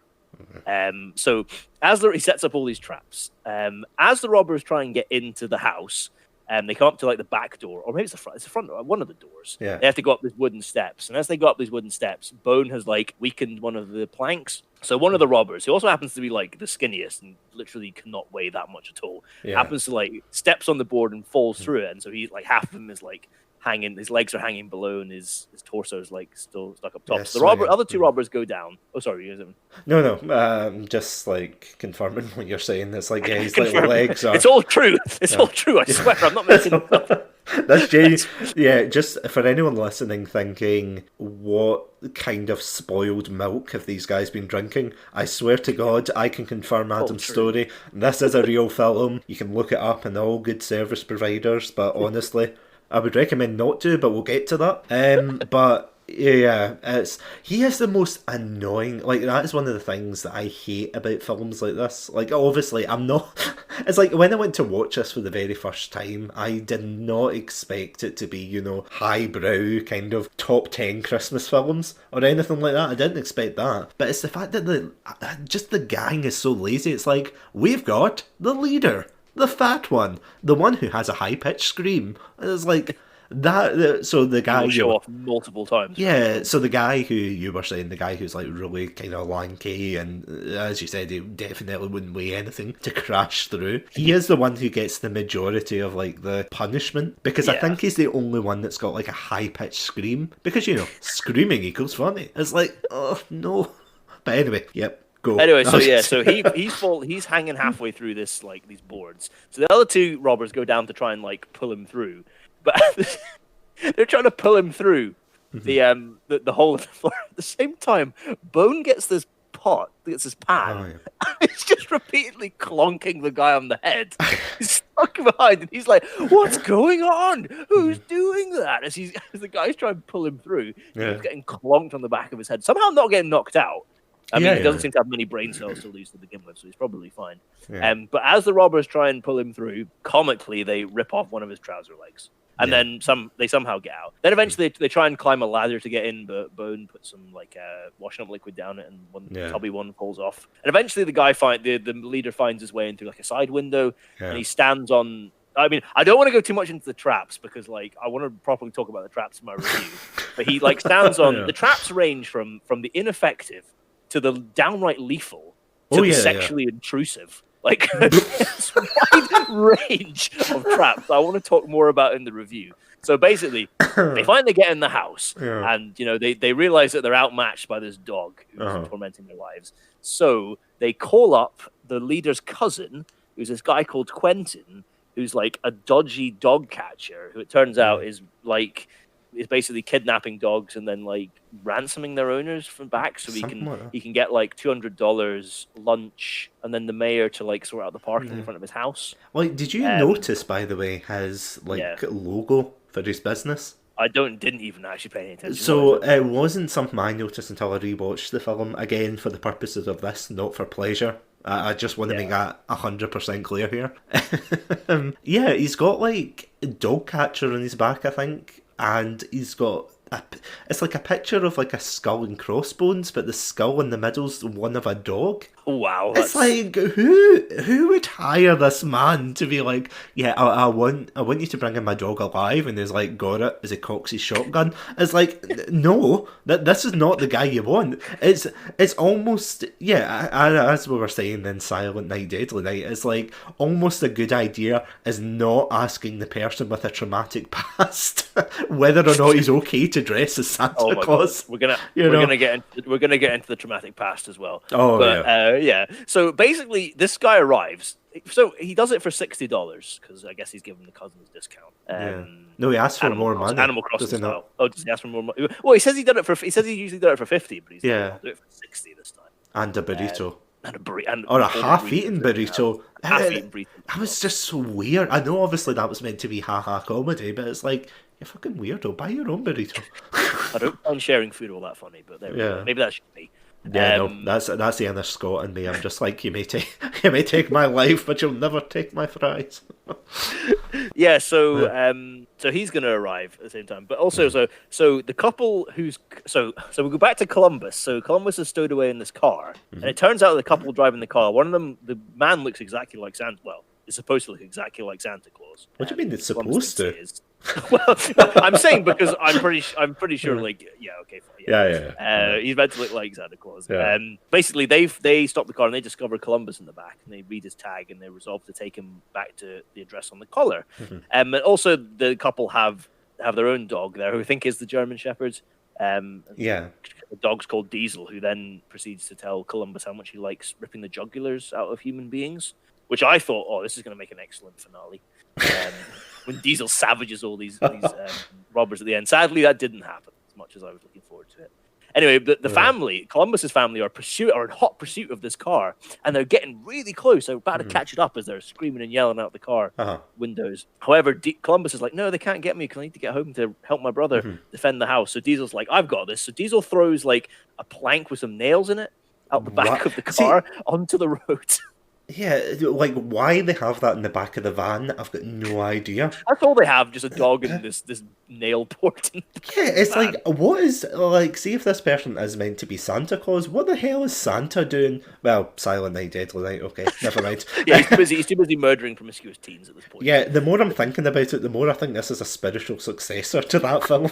In many ways, so much is. But yeah, certainly some of the traps could definitely have been lifted verbatim into Silent Night, absolutely. Deadly Night. But more on that later. But Anyway, so Diesel throws these nails onto the road, which then bursts the tire on this family's car, and then all of a sudden it becomes a Fast and Furious film. This car is doing like a million mile an hour spins, and it's just going crazy. And the family are like, like screaming in the car, and eventually they somehow don't careen over and die. Sadly, they survive. They turn into like a CGI thing. Did you notice Yeah. that? Don't get me wrong. Like the CGI is absolutely brilliant in this film. Like, yeah. No, so I don't. We'll come back to the CGI. Yeah, I'm losing the will to speak. Yeah. Yeah, the CGI is just chef kiss, so good. I think as well. I think I've forgotten. I think by this point as well, like AAA has phoned up to casually inform the family that he's lost Bone, or Steve as he calls him, because the dog looks like a Steve to him. Yeah, again, humour. Oh, you said you'd look after him like your own brother, and then we find out that AAA has lost his brother like 8 years ago. To be fair, not like he's died, well, maybe he's died, but just AAA's just lost him. Yeah, but see, to be fair though, see if that was my brother, I probably would have lost contact with him years ago. I mean, I definitely would have lost that number a long time ago. But yeah, so basically we cut back to Bone. As we cut back to Bone, and Quentin's like arrived at the house, and all of a sudden the film becomes Jaws for like the next 20 minutes. As Quentin plays like Quint from Jaws, who's like the grizzled old fisherman who gets hired to track down the shark. So it becomes Jaws, and then he tries he puts a big like a steak, an uncooked steak, on a fishing rod, but Bone realizes it's a trick and somehow drops the steak unknown into like the tubby robber's boxers, and he then pulls up his trousers. Doesn't feel that there's this huge hunk of meat. Maybe he's particularly well endowed. Oh boy. But anyway, so Quentin thinks that he's caught. Sorry, I'll be a minute. I'll keep explaining. I'll be dying in the corner over here, guys. You just keep going. Oh, don't worry, I'm dying in the other corner, so it's all good. Quentin thinks he's got hold of the dog and reels it in, and then like, wait, I thought the gag here was going to be that eventually like the tubby guy was going to get like thrown back and it was going to be funny, but that doesn't happen. What happens is the line breaks, and I think the tubby guy falls down something. It's a disappointing setup for what is excruciatingly long scene. Yeah, there's no payoff whatsoever. They're just like, oh, we got away, and it's like. So then Quentin's next plan is to take out his cattle prod and then just go and see if he can just electrocute Bone. The dog, yeah. Which you think he would have done at the beginning. Yeah, which is really what should have happened at the beginning. Because I'm not being funny. It's called a fishing rod for a reason. He brought this fishing rod because, by God, he was going to use it. So he's got the cattle prod, and this leads to the best scene in the film, and it's worth watching the film just to see this scene because it is hysterical. But Quentin's looking around the living room to find them, and then the same doll at the beginning that Columbus like tore into. Going, Mama, is making that noise. Quentin hears this, and then rather than being like, oh, that's clearly a child's doll, he's like, oh, maybe that's the dog. So he goes to investigate. Oh yeah. He picks it up and he's like, oh, it's just a doll, and it turns out to be one of these dolls that pisses. Like, I don't even know if that's a thing. Maybe it was a thing. Do you know? I think it actually is, because I do remember years ago. Like, this is a very weird aside. I can't. Fuck you, Bone Alone, for making me go on this aside. I remember years ago there was like these dolls that was their like one thing they advertised. It's like, look, it pisses everywhere. Like for Christmas, and it's like, why? Why would you? Is this a thing? Oh, but yeah, as I said, I'll reiterate: screw you, Bone Alone, for making me revisit that traumatic childhood past. So this doll basically pisses all over Quentin, and then what Quentin doesn't realize is there's a toy train track running around the ring of the tree. So Bone then hits the button, and this sends the train slowly. Now, I want to reiterate, slowly sends the train moving around the track, and it gently knocks into Quentin's foot, falls off the track. This causes Quentin to drop the cattle prod directly onto the train track, which then starts to electrocute him. It goes crazy amount of electricity, is electrocuting him, which for then something explodes, doesn't destroy the tree, doesn't destroy the train track, doesn't destroy anything in the house, but sends Quentin flying up to the next level of the next level of the house, Oh, which is God. we had to, me and my partner we had to rewatch this a couple of times because it's just hysterical series of events. But yeah, so eventually Quentin comes downstairs, he's all fried and frazzled, and he takes his burrito and he leaves. He's had enough. Yeah. So then basically the robbers are getting especially frustrated now, and they redouble their efforts to find Bone, which leads to the sexually intrusive trap I mentioned earlier, which I'll go back into detail about. Yeah. And then one of the robbers gets locked in a shower, which Bone then switches on, presumably to drown him because he's blocked the plug hole. So one of the robbers is going to die. So he's taking a turn into Saw. Yeah, like genuinely, the first time I saw that was genuinely the time, like, and again, I'll come into that later, but yeah, that was the time, like, I turned around to the person I was watching it with, I was like, oh, holy shit, because not only does he block the drain, he puts a broom across the handle, which locks him in, and the water's just, it's like a James Bond trap. Mixed with this Saw. Is This is the robber who just wants to go caroling as well. Yeah. This is the one least deserving of death of the three of them. Exactly. So he's getting locked in the shit. So this actually, no, I'm going to talk about the traps because these three traps that happen to the robbers are like the sign of what I was talking about: the ineffective, lethal, and sexually intrusive. So this guy's locked in the shower, about to die in a Saw trap. The leader basically gets himself glued to all these soft toys, which does nothing except make him squeak every time he moves around. While the skinny guy, who's had one trouser leg torn off, gets trapped in a laundry chute. Which, by the way they film this house clearly didn't have a laundry chute. So they have this like cupboard upstairs, which they have to hide and pretend there's a laundry chute in it. But anyway, so he gets stuck in the Bone, pushes him into the laundry chute. And Bone then proceeds to like stick a glass.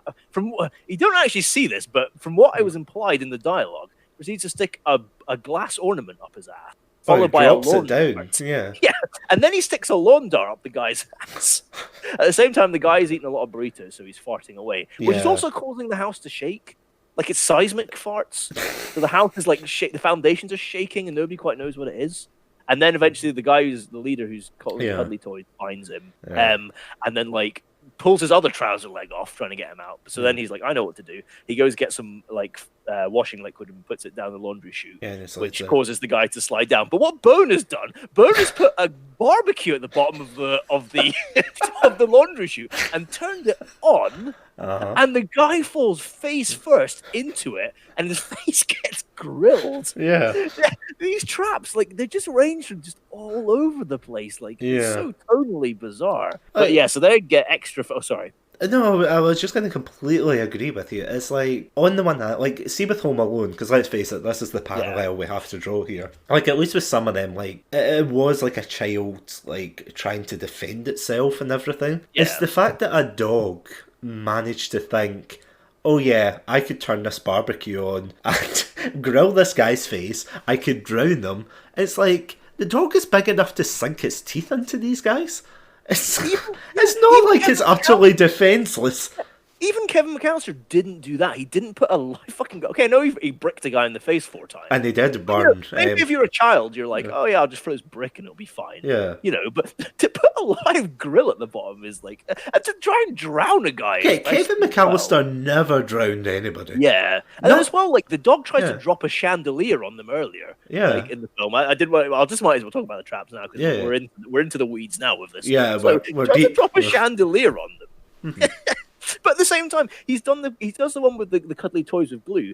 When the leader breaks into the house, like Bone has put like these, I don't know what the hell, like mouse boards or something. He's put these like gluey plastic boards on the floor, which the guy stands in, and are absolutely no hindrance. This is not even the Lego. The Lego I understand, but like he puts these like sticky boards on the ground. The guy steps on them, and then he gets a little caught in some like wires. But then he quite easily gets himself free. It's like, this is the most... He doesn't do anything. Like, and then he gets really annoyed. He's like, oh, I can't stand these plastic boards on my shoes, which are doing absolutely nothing. He takes his shoes off, and that's when he goes stands on the Lego. Which is a trap that would only work. The trap would only work if somebody did take their shoes off. So that's incredible foresight and forward planning from Bone there. Yeah, he's a smart dog. As the comments, so I did see like some comments in some of the videos on YouTube for this film, and... Yeah, there was one comment in particular that really got to me. That was just like, amazing film. Cannot believe that this dog is smarter than the average robber and all of this. And it's like, Jesus wept. There's one quote. I'm gonna see if I can find it quickly. There's one quote that like I really hope somebody was joking. I really do hope somebody was joking. I don't think they were. So like, here's the quote. So, this was a very funny movie. Laughing all through it. It was funny the dogs were pretty intelligent. I mean, really considering they could tie and climb and all that other stuff. I really genuinely hope that was like a joke comment. I'll lose my shit here if this person actually thinks the dog was freaking tying things and like making all these traps. I can't handle it if somebody actually thinks that's true. I've thought enough already. There's actually one, like I won't go too in depth about it because I know you like to talk about it, where one of them turns on the fireplace, but you can clearly see, you can clearly see that. You know, whatever's holding the key and turning it is hidden by like a chair leg. Like they don't even get like the paw to turn it or anything. You know, it's just it's clearly someone just grabbing it and turning it, which obviously that is throughout the film. I'm not suggesting for one moment that it is like these dogs or like anything, but because usually they get like a prosthetic paw, don't they? Yeah. Or even just a dog's paw just on top of like the props to pretend. Yeah. Because I'm pretty sure there's a bit where he like knocks over the Legos, but you can see him like licking the bottom of the bucket. All that, so it's clear they put like a treat underneath or something like that, and you're just like, oh my god, just amazing. But yeah, sorry. Right.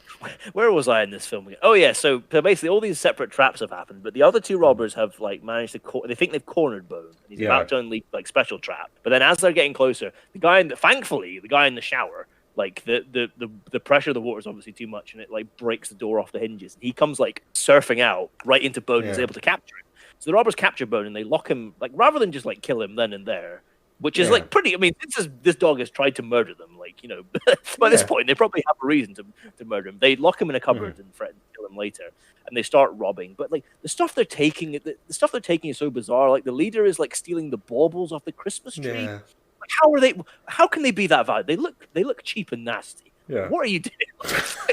It's too late for Christmas. Yeah. If you haven't decorated your tree by now, like just don't bother. Wait till next year. Yeah. Like I don't get this, and I can't remember what other people are. I think like the tubby guy steals the jewelry, which you're like, okay, that's fine. Yeah. I think the other guy's just going through the fridge. I can't even remember. See, that's the thing I don't get, because at the very end, the kid who, don't worry, I'll get to him in a minute, because rewatching this like gave me a newfound hatred for a lot of these characters. Yeah, but yeah, we'll get to him. But yeah, at the end he says something like, "Oh, the dog stopped an international." I don't know if he says international, but he's like says, "Stop these diamond thieves," and it's like, where are the diamonds? What diamonds are you seeing? Why would you break into a residential place for what, a bracelet? Okay, maybe the jewellery. Then why are you talking? Sorry, go on. I was just gonna say. Sorry, I didn't mean to. No, go on. Rather, I was just gonna say he's talking on that phone, which my partner correctly pointed out is never switched on at any point during this film. So, like, I just like to imagine the parents gave him this phone, and they're just like, "Oh my god, he's still talking to his imaginary friends." This stuff. Anyway, sorry, I didn't mean to. Yeah, no, not at all. I'm just thinking, see, since we mentioned them, should we just, like, go for the jugular? In the words of Diesel, we should just go for the jugular and live life. Live, laugh, love. My god, I hate this kid. Like, obviously, as, like, and I always think about this when I'm, like, you know, when I'm ranting about bad films, like, see these actors as people, they're probably lovely and everything. No, like, anger against them. But my god, see the character of that kid is the most fucking infuriating thing I think I've ever seen in my life. It's like, throughout the entire film, he's got a flip phone, which I don't understand, because this film was made in 2013. There were, correct me if I'm wrong, were there not smartphones in 2013? Yeah, flip phones weren't a thing, I'm pretty sure. Flip phones are in museums now. Yeah, like flip phones, unless this was made like years before that, maybe, but there was definitely, I'm sure I had an iPhone at that point. Maybe, did I? Yeah. I'm sure I did. iPhones were out by that point. Yeah, So I'm not expecting them to be rocking an iPhone, but surely something in this century What the? It's not even that. It's the flip phone and it's got the fucking antenna coming out of it. It's like, what is he? Is he going to put a bet in Wall Street next? Is he going to put his suspenders? I'm just like, oh yes, buy. It's like, what is this phone? It's Could the director not have given him his phone, which I presume was probably an iPhone or something? Oh, I genuinely don't know what the thinking was behind that. But genuinely, it's like throughout the whole film, he is on the phone to some random. I don't think they ever like specify. I think it's like assumed. He's called Hunter. Remember they call him Hunter. Yeah, it's like his friend. Oh, it's quote good. Unquote friend. Yeah, exactly. And some 40-year-old guy from Michigan or something. Why Michigan? I don't know. It's like a random state. But yeah, sorry. So yeah, it's like, yeah, he's phoning this guy throughout the entire. Do you know what? Let's just say it's Billy. He's on the phone to, or Ricky. Okay, it's one of them. He's on the phone to. He's basically from Silent Night, Deadly Night. He's just on the phone to them, just talking away. And throughout the thing, he is such a little shit. He keeps going, "Oh, this is the worst." Well, he doesn't speak like that. Yeah. He's like, "Oh, this is the worst Christmas ever," and it's like, your parents are right there. You live in a mansion. You've got 2 dogs, a Christmas tree that, I mean, my God, I'm looking at my Christmas tree just now. It's not even like half the size of that. I mean, it's not even a third or a quarter. It's like this massive tree that you would get like in a shopping centre or in the middle of a town, you know.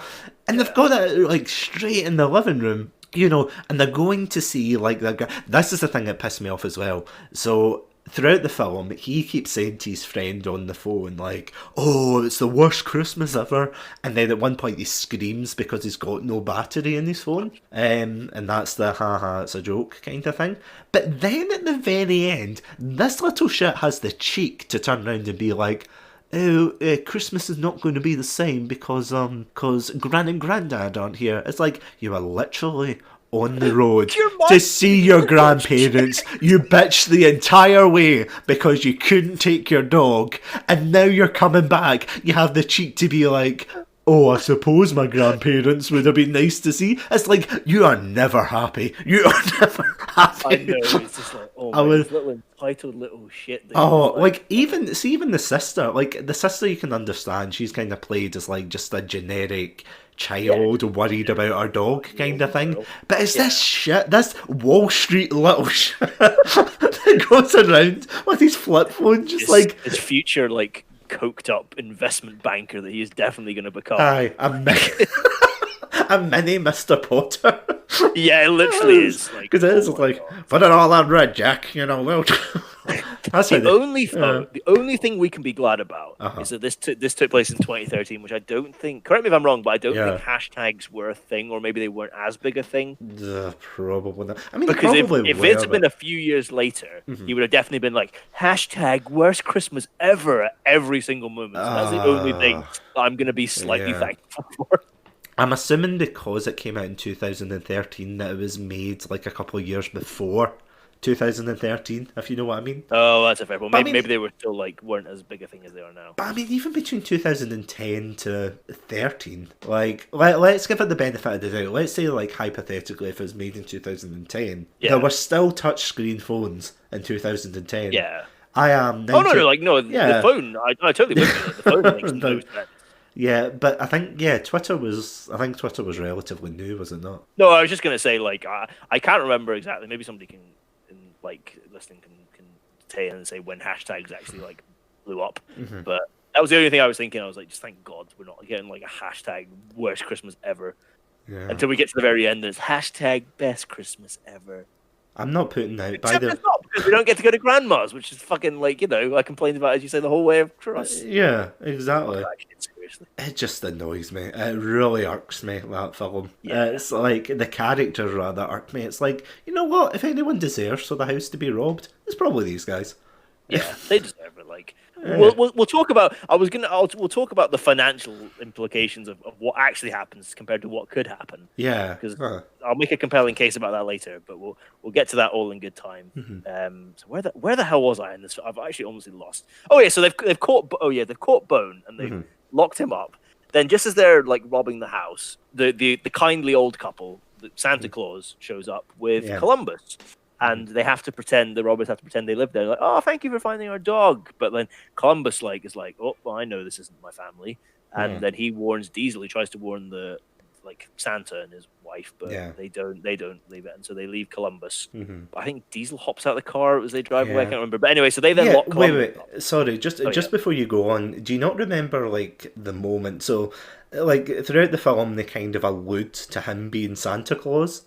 Genuinely, they do the thing he's choking on something while he's driving and eating, and he goes ho ho ho like that, and it's it's so on the nose and everything. And there's literally a scene where, as you said, when they return the dog and they see something's not quite right, but they're just kind of right, okay, fair enough, we are going to be on our way. And the robber actually has a candlestick on the other side of the door, which he is willing to bludgeon this elderly couple with, I'm assuming, if they're, going to come in and, see... That's so funny. Yeah, it's he's just holding this candlestick, and you're like, what is this Cluedo shit? What? It's so weird. Also, the couple say nothing about this guy who is literally covered in, in stuffed toys. What? They have no visual reaction to that at all. What, between that and the half-naked toy boy in the background with grill marks on his face? Oh my god, this film makes no sense. And it's just all over the shop. But anyway, they lock Columbus up. So then Bone and Columbus have a heart-to-heart moment. Yeah. Where Columbus realizes that he's a yappy little shit. And Bone's like, we can do it. We can defend the house. So they then hide under a blanket. And then the robbers come back after they put all the stuff away. Rather than just drive away with all their stuff, they're like, no, we're going to get these... Which, maybe in fairness, if this dog had tormented me, I'd feel the same. I'd feel as vindictive and petty. Yeah. The leader's like, go get the dogs. We're going to kill them. So then the tubby robber goes to find them. But then because they're hiding under the blanket, he's like, oh, they're gone. So he then runs all the way back out to the van, gets into the van, closes the door to then be like... The dogs are gone, which obviously they had to do because obviously they had to film these. If you notice, every scene they're in a car, it's just this blinding white around the windows. Really? Which makes me think, go look. Go watch this again. Don't. But I flipped to that scene. Go look at this. There's no scenery outside the windows, so they clearly had to film this at I don't know, some set or something. They couldn't put in it, so it's always just pure white out the windows anytime they're in a vehicle. So obviously they couldn't have him in and out of the vehicle saying. So he has to get into the vehicle to sell the news. So he says, so they run back in the house to find them, but then Columbus and Bone have set up some more traps, which involve the skinny guy getting dragged up the chimney. To which point, Columbus then puts the fire on to clearly burn the guy alive. He happens to fart because he's had all these burritos and bean dip, which then sets off this giant fireball that engulfs him. Oh yeah, no, that is. I was going to say I don't get how he sparked off the fire if there's already gas coming, but he does. He turns it on. Yeah, he turns on the fire before it, and then he farts, and then it blows him up. And then it's so bizarre. I can't remember what happens to the tubby robber. Does he slip on something? No, he gets it's the trap that Bone was going to set off before the tubby guy it's the aerial, out of the thing. Yeah, they knock the aerial off the house to capture the tubby robber. No, the aerials, surprisingly enough, the aerial's the fireplace trap. Oh, is that for the fireplace? Yeah, no, the other one was, I think it's connected to the garage door, which drags him outside. Door. Yeah. When he gets ripped off, doesn't it? And he's just this guy just getting dragged. I forgot about that. Oh, he just gets dragged throughout the house, and it's what the fuck? The leader as well, the scenes where the tubby robber corners Columbus at one bit, and he's trying to grab him, and it's just it's clear he can't. Oh no! It's just the most ineffective grabbing ever. And the same thing happens when the leader goes mano dogo, as he says, against Bone and tries to grab him. Bone then evades him and runs behind this treadmill. Yeah. Somehow gets all this cutlery. Clearly, it's in the parents' bedroom, so clearly the parents keep cutlery in their bedroom. Well, I mean, who doesn't? See, in this day and age, who doesn't keep cutlery? Yeah, it's true. The middle-class staple is to keep silverware in your bedroom. Yeah, you know what? Some people keep their clothes in, some people keep books, I keep a nice, china set, just in the corner, just in case. I keep a full carving set just in case.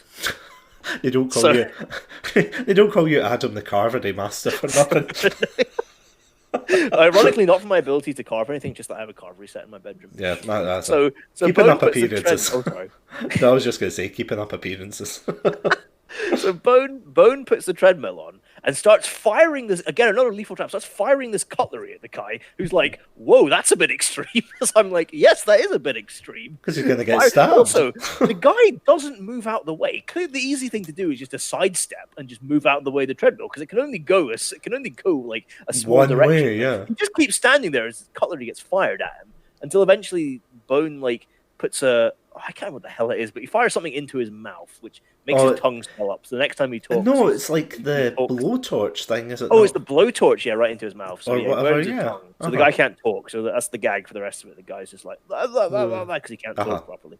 And yeah, so then they capture the leader and the tubby guy, and they're like, job well done. But then like the skinny robber, who's clearly by this point just like psychologically broken, as I would be, like comes up to murder the dogs with a frying pan.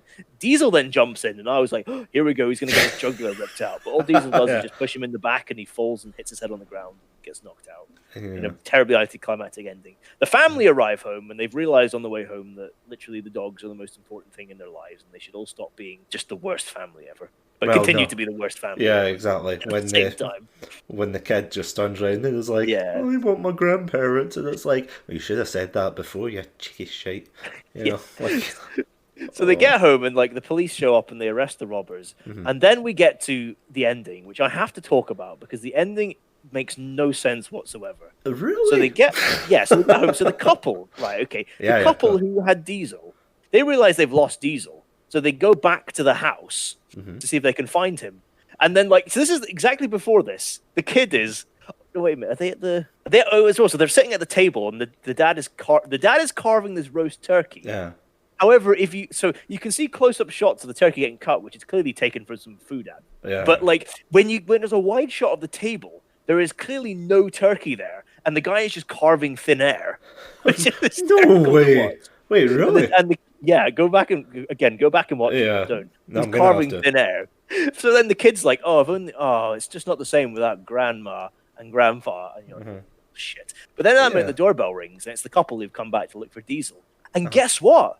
That's their grandma and grandpa, and they've shown up.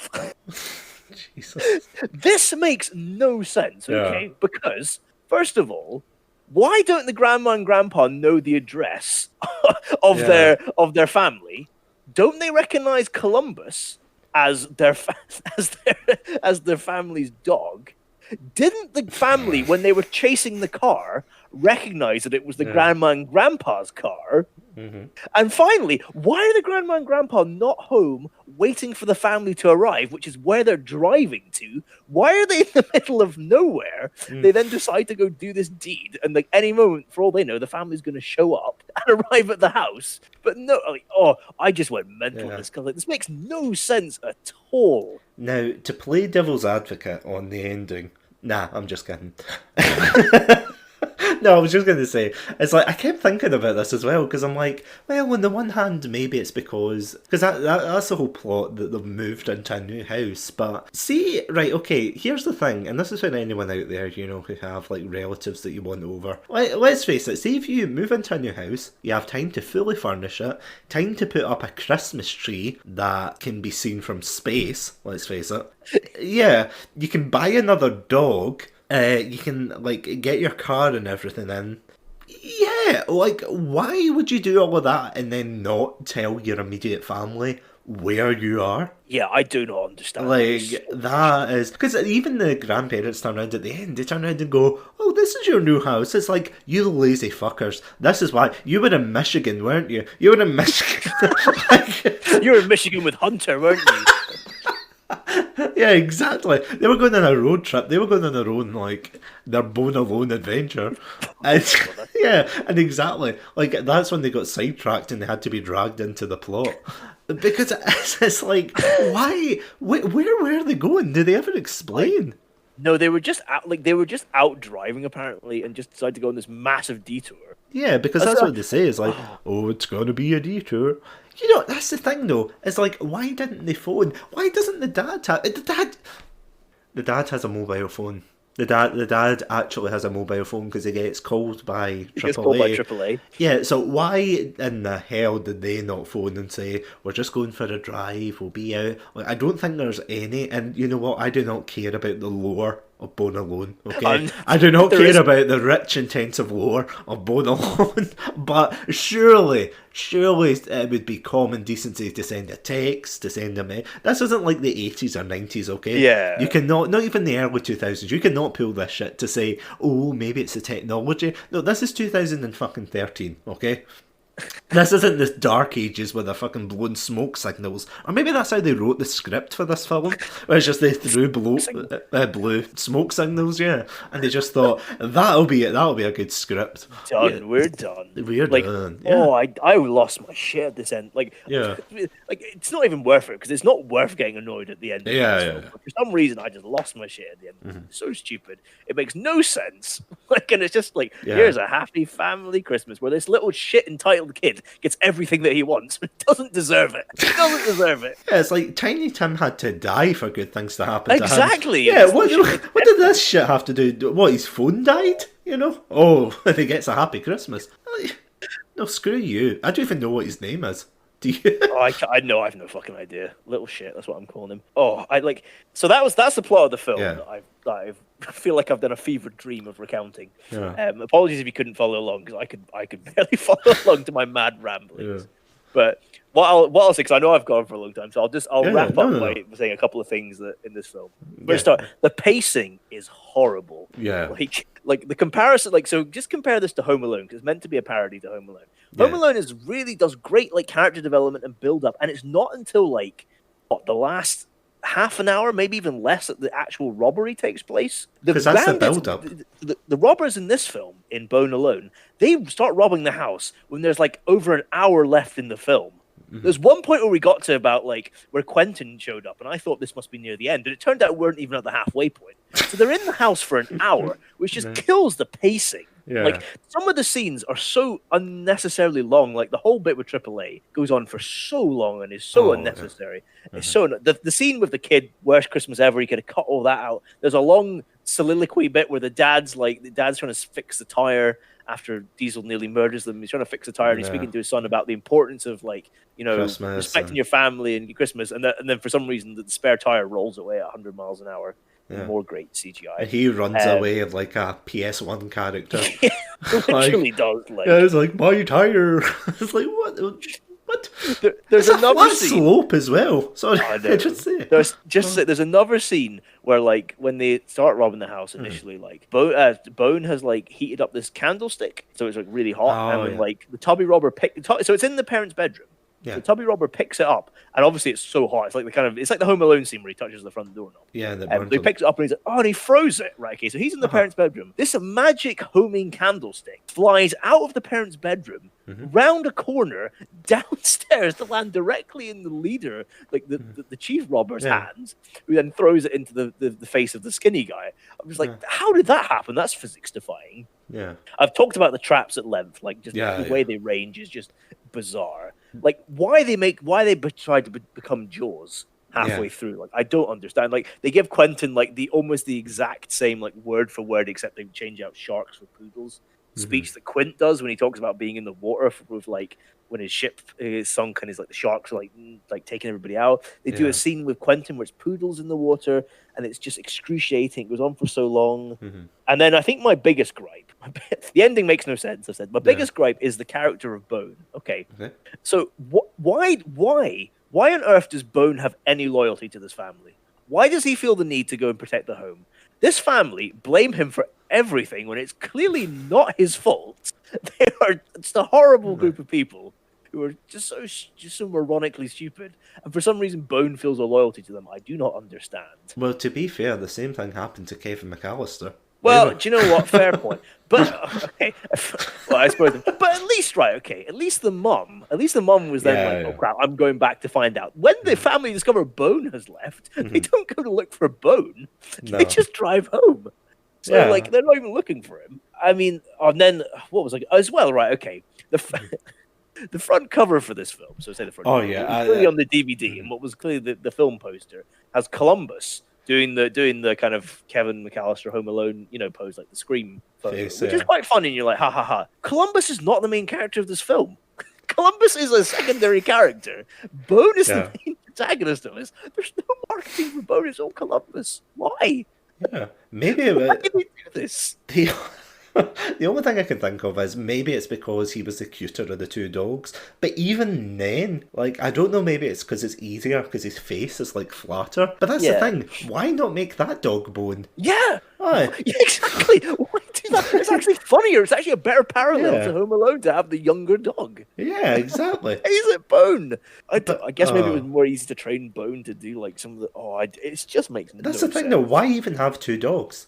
Why not just have the Yeah, one dog that's a bit rowdy, or it's a puppy that's coming yeah. into, like, why have two dogs?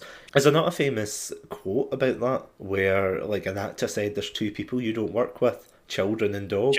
Yeah, Oh, sorry, children children animals. and animals, rather. Yeah, so it's like you've got three dogs already. That's just asking for trouble. Yeah, But it's like you don't need the three dogs. You just need the one dog yeah. doing the face, outwitting them, and it's been done before. So why aren't they doing that instead? I don't know. Like I Like, don't know. imagine if for the Home Alone like poster, rather than having Kevin McAllister's face on the front, they'd had Cousin Fuller, bedwetting Cousin Fuller on Yeah, the front doing it. That's like the equivalent of this. Why is isn't it? Columbus on the front? He's not a star. Because I mean, I remember sending you a message like after you watched the film, and I said, "Did you like the poster?" And you just went into like a tirade about like this is awful. This is the I've been worst in a thing. tirade. Like I feel my blood Yeah. pressure is spiked. Like so, I better wrap up quickly before I have like a seismic explosion here. I will say like there are a couple of bright spots in this film. Yeah. Like the Tubby Roberts character, I actually really, I really liked. I found quite Yeah. endearing. I think for a start, it's quite funny, and then as Yeah. well, like the actual actor playing him is perfect for this film. So I think he knows exactly how to play it in the way that the other actors just don't seem to Yeah. either don't realize it's a bad film or know it's a bad film but don't know how to act in a bad film. Well, I feel like the Yeah. Tubby Robert kind of gets it. Yeah, The because train set scene oh is yeah. just incredible, and like my partner had a great line for it when we saw it. She after we watched it, she was like, "That's something that I didn't realize that I needed in my life," and that is totally true. When we watched Oh, the guy freaking explode, like it's so fun. I don't know if there's a clip of it online, but it was yeah. just Uh-huh. the funniest thing. So those things were bright spots, Mhm. and you know what? I suppose there's like some other laughs to be had, but Oh no, I think absolutely. the rage in my voice is always explaining this. I know it's a bad film, but I didn't expect you to be that mad about it. Like, I don't get me wrong, I know I've just like spent the last couple of minutes there just ranting and kind of saying that kid's a wee shit and everything, but yeah, I honestly didn't expect you to like come back and be like, I hated this film.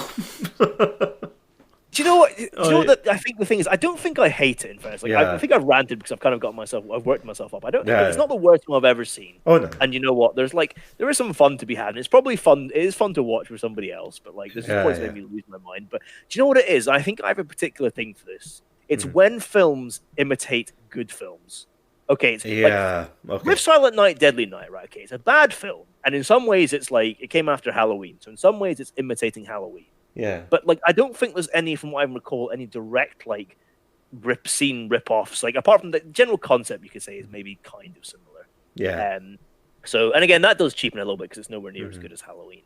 This is a direct copy of Home Alone, and it then not only has the goal to try and imitate like one of the best Christmas films of all time, it then has the goal to imitate one of the best films of all time in Yeah. Jaws. And it's almost parts of it are like nearly scene for scene, word Yeah. for word.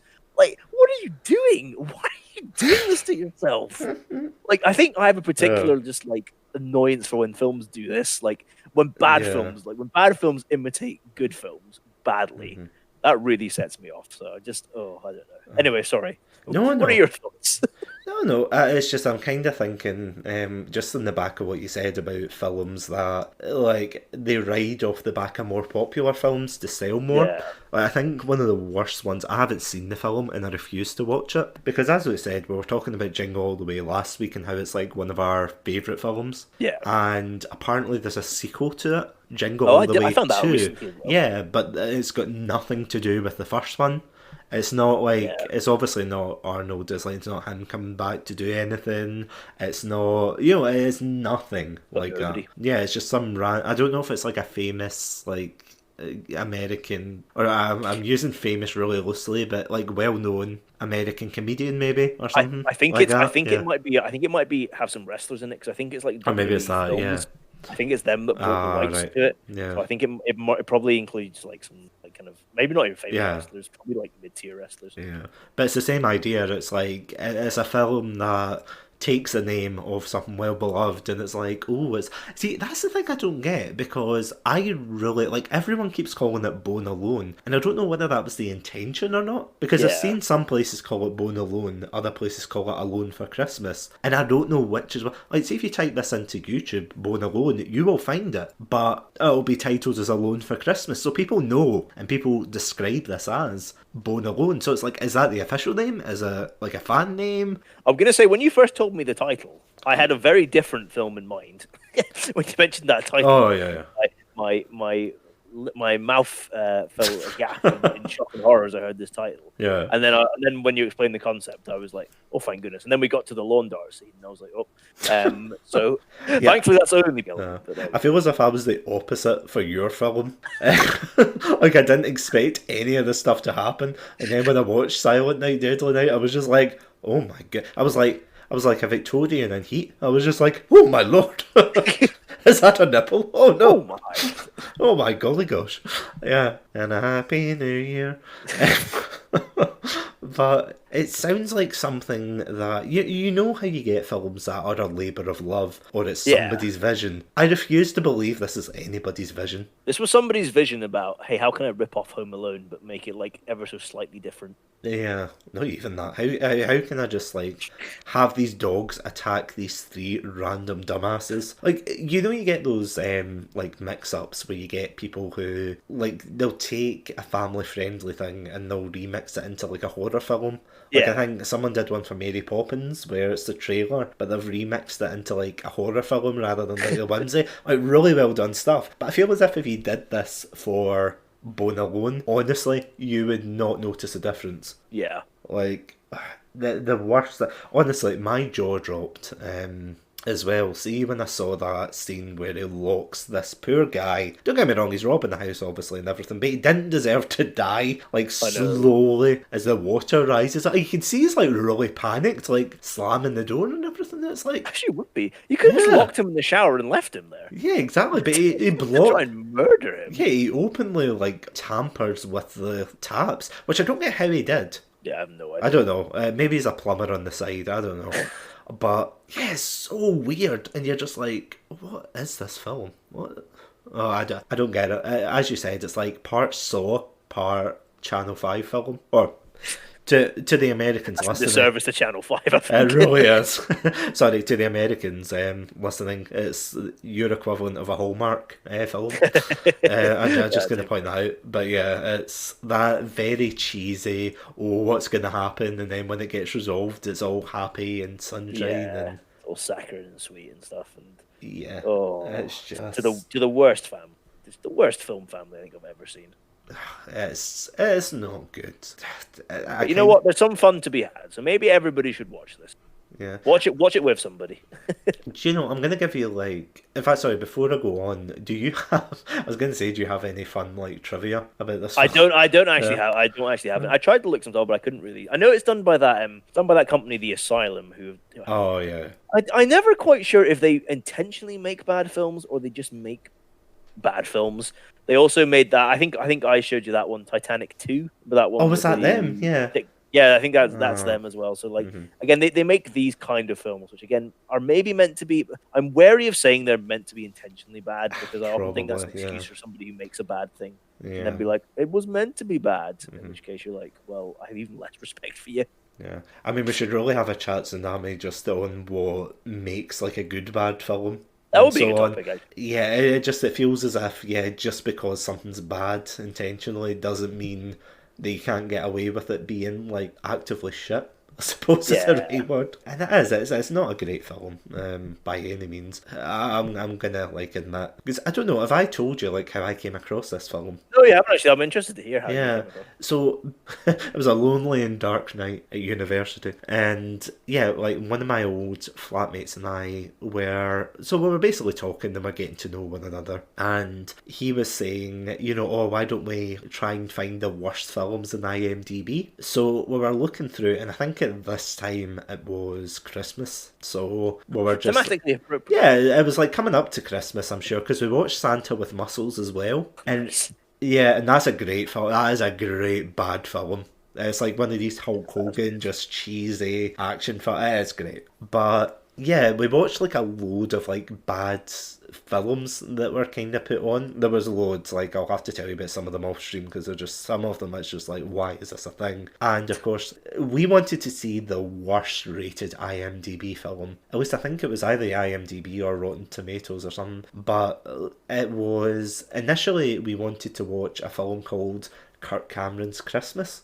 So I have heard of that. Yeah, it's like I think it's pretty much like a religious piece where a guy basically monologues throughout the entire film about the importance of Jesus and Christmas and all of that, and it was universally panned. Like it's a very like easy target for people just to say, yeah, this is a terrible film. Don't watch it. You should speak to the nuns from Silent Night, Deadly Night. Yeah, exactly. They'll just beat you with a belt and they'd say Santa's not real. I think they need some religious education. I know.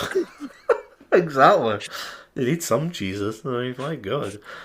But yeah, it's like, yeah, so that was the film we were gonna watch, but we couldn't find it anywhere. Like, there was nowhere that either sold it, or we could download it or anything, or find it on YouTube. We couldn't find it anywhere, so we were like, fine, we'll try Bone Alone, because that was like the next one up, I think. And we were just laughing so much. See at the picture, like how dumb it just is. A great picture. Yeah, it is. I will admit, that's the only thing that's good going for it, but it was just so dumb. We were just like, yeah, let's give this a go. So that's when we watched it, and yeah, it was an experience. It is a film I've only seen once, I will admit. I've only seen it once until obviously today when I rewatched it for this. But yeah, it's not a good film, I must say. It is. Do you know what it is though? I might have said this before as well, but it just came to my mind now. I think there is a difference. You have a different experience watching a bad film to one where you have to watch it and then discuss it and like review it. Because I reckon that if I had just sat down and watched this film, like me and Mark just sat down and watched the film, and I wasn't going to have to talk about it and recap it and give a synopsis of the plot and everything, I probably would have actually been like, I still had the problems with it, but I probably would have had a lot of fun. But it's when you have to sit down and write about it, and then like try and recap it. I think that's what's got me more infuriated than anything, is just having to recap it, and you're like, this is stupid and makes no sense, and why am I having to explain this? So I think like that's part of the thing that I think I can totally see, just like sitting down and watching this with like somebody and like just laughing at it and like, having a good time, and then you can just forget about it and you don't have to, you can go about your life. You don't have to come on a podcast and talk about it. Because I mean, I'm sorry. No, it's all right. I mean, more Silent Night Deadly. So no. This is my karma. Yeah, we are even. But yeah, it is. It's like that kind of fine line of like, I mean, as we were saying, like there is a fine line between like what makes a bad movie good. Yeah. And like, see if you watch it with friends, because as we said, Craig from Beer and Chill podcast, him and both of us and a couple other friends watched a lot of bad movies together. And yeah, it was really bottom of the barrel stuff, wasn't it? It wasn't anything like highbrow or anything. It was below the barrel at points. It really was. Some of them were great. Yeah, and again, like we'll come to that like in a separate Chatsunami, because we might as well. It's like you get some great experiences like that, but if you have to like revisit like one that just makes no sense, it's just rubbish, and you get that chance like now to kind of vent and like talk about the plot, like the more you start to see the plot holes and everything, and it just it's slowly kind of parting, and you think, you do what I do and you sound like some kind of pissed off angry fanboy. It doesn't make sense, not with a canon in the lore. Well, to be fair though, in fact, no, not to be fair, because it's Bone Alone. Fuck it. I was going to say to be fair, but at least like Home Alone 3, and this is weird because I used to watch Home Alone 3 like a lot because I had it on VHS like back in the day, showing my age, and honestly, it's a terrible film, don't get me wrong, it's a terrible, terrible film, but it was more coherent than this. And can I just remind you, the plot of Home Alone 3 was a group of international terrorists want to get the chip for a nuclear missile to set it off somewhere, and a plucky like child from an American suburb has to stop them, and that makes more sense than Bone Alone. I love sequels where they have to ramp. They feel like they have to ramp up the plot to like extreme levels. Yeah, well, what were the stakes in Bone Alone? They stole their shit, and that was yeah. Okay. Oh, that actually reminds me. Sorry, yeah, I yeah. forgot one You were point, gonna say yeah, I reckon it's going to cost this family more to repair their house yeah. than it would have to replace the goods that were probably all insured. Yeah. The robbers would have stolen. They have to refix their antenna, their satellite dish. Yeah. The shower is absolutely fucked. Like there's all this water damage inside the house now. You can't barbecue again because some guy's face is grilled on his. His skin will be. Oh no. The chimney is absolutely screwed as well, as is the fire. The whole place probably stinks of farts now as well, so you're going to have to deal with that. Yeah. You can't put any laundry down the laundry chute because, fucking hell, there's like blood and shit down there from the laundry on the guy's ass.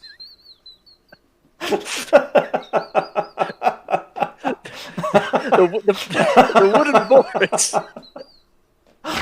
The wooden boards leading to when the doors are broken. You have to fix that. Fine. No, it's fine. I can't. There's no. Actually, I was going to say there's not. It's doll's piss. So it's probably not actually. Yeah, piss. But even still, there's so much stuff around the house that it's just been absolutely trashed. The garage door has been like ripped off. Oh, aye, by the fat carol singer. Yeah. So like the amount of money that's going to have to be put by this. I mean, in fact, this family deserves it. So I'm not sorry at all. I'm glad their house got destroyed. They deserve it. Yeah. But yeah. And a happy New Year, everyone. Happy New Year indeed. No, you're completely right. See, like, my closing thoughts for the film, I think that the reason they've got so much money is it's a money laundering scheme from Hunter in Michigan. And I think that's how they can afford all this shit, and they're able to get a contractor in a couple of days before Christmas. Because I mean, who else has got Who else has got connections at Christmas to be like, yeah, so my dog threw all my cutlery into the wall with a treadmill and burnt a man alive twice? See, one more thing before we kind of wrap up, but I feel as if the violence is very disproportionate. Yeah. Like, obviously, not towards the dogs, like, I don't wish any harm on the dogs or anything, but it's more to do with, like, the guys that are getting hurt. Like, the lanky guy gets it the worst. I don't even know, he gets, like, branded in the face with the barbecue, he gets lit alive. It's like that film. It's like, do you remember that film where the Jesuit priests go over to Japan and they all get, like, set on fire and everything? God. Like, it's like that level of, oh my god, this person is getting set on fire. Like, that kind of thing that you would expect, like, these Oscar-baiting films to, like, brainstorm, but not Bone Alone. When they tried to it was when they drowned the guy, like, which again in itself is just fucking horrifying because they lock him in and you have to watch slowly as the water's rising. See, if you put dramatic music over that would just be a completely different scene. It would just be this poor guy, like, wanting to go Christmas caroling, and he's just, like, singing, like, a bubbled version of Silent Night, Holy Night as the water comes up. I wanted to like, that's something that probably could have been transposed into Silent Night, Deadly Night, to be honest. I was also half expecting Bone to, like, appear and be like, hey, you want to play a game? Yeah, exactly. Like Jigsaw thing from Saw. Like, because as much as I'm kind of joking around saying, Silent Night, Deadly Night is loosely related, I mean, half of the traps, as you said, could be included in this. Yeah. Some lethal shit in there. I mean, you might as well have given Bone an axe and just have done with it. Just chop the legs. Yeah, might as well have ripped their jugulars out. Honestly, it would have been less painful for the skinny guy. Yeah, I mean, he gets, like, branded, set in fire. He got done dirty in this film. He really did. Because I think genuinely it's because he's the lanky stereotype. You know, like, sorry, let me translate. He's, like, just the very, he is. He's, like, the tall, like, high-pitched kind of, like, lackey that just runs around screaming, and he is the one. He's like the Marv of this one. He's the Marv of this. And he gets, like, beaten up, he gets, set on fire, branded. He might as well have had a nail through him. That doesn't happen, but he might as well have. He might as well have. I know. He got one up his ass, certainly. Yeah. A nail up his ass. So, fucking launder. And that was and that was like 5 minutes before he gets branded by the barbecue. It's This poor guy, like, I know he's a robber, but bloody hell, like, Yeah, so, good. oh, So, yeah, how would you rate this film? This I'll give masterpiece? it. What will I give it? I'll go out of 10, and I think I'll give it. Do you know what? I'll be generous. I'm going to give it 3 lawn darts up the ass out of 10. You know what? That is that Do you is know a what? fair score. It's a film to watch it with somebody else, and you will have fun. Just Yeah. don't subsequently review it and go back to it. And I'm loosely saying critically study, not like I critically studied this film, but like don't review it and write about it because it probably will infuriate you. But watching it once, or maybe once every so often, having a laugh, it's good for that. Oh, yeah, absolutely. God. I'll be nice. I'm feeling nicer now. I've got the bile out of me. Yeah, I I'm mean gonna sleep well tonight. this is a Christmas spirit like channeling through you right now, isn't it? It is peace and goodwill to all men. Except for Bone. Except for except for that family. That family can. Yeah. The family can. I don't know. The family deserves to be burnt in the chimney. Jesus. And on that festive note, if you've enjoyed us talking about I was going to say our favourite bad Christmas films, but I don't think any of these are our favourite bad Christmas films by any stretch. I feel like they have, but they've become inseparably tied to us now forever. Never escape their shadow. Yeah. If only. So yeah, if you want to recommend or tell us about your own experiences with bad Christmas films, then feel free to email us at chatsunami@gmail.com. And yeah, we would love to read about your experiences with these bad films. That'd be good to hear. Yeah, it would be. It would take the edge off. It would definitely take the edge off our... We can share the misery and we can share yeah, we can share it round. We really can. We can divide it out.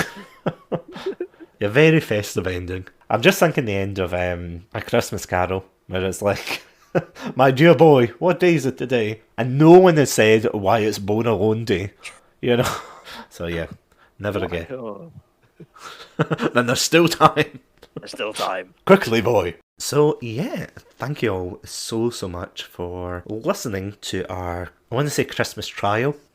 Trial seems an appropriate word. Did you say an appropriate word? No, inappropriate. Yeah, that's. I thought you said inappropriate, and I was like, "You weren't there, man. You haven't seen both." Vietnam flashbacks. On behalf of Chatsunami, I hope that you have a very Merry Christmas and certainly a Happy New Year. No, I just want to second that and just say happy Christmas, happy holidays. Happy New Year, and yeah, thank you for listening. Thank you in quotation marks, Satsunami, for having me back to watch these. And no, in all seriousness, it was a lot of fun. You know what? I feel much better. I do feel like I will sleep really well tonight. I feel like I've had a cleanse. End of the year cleanse from watching this. So I thank you for that. We will remain friends. Yeah. I've decided.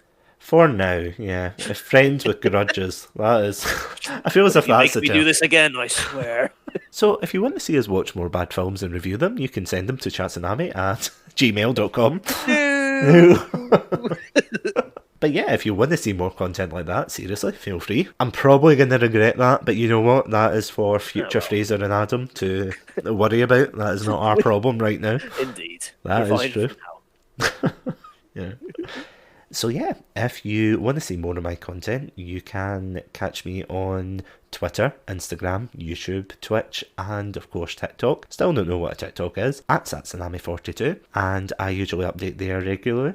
So yeah, as always, stay safe, stay festive, and most importantly, have a hydrated and happy Christmas and New Year.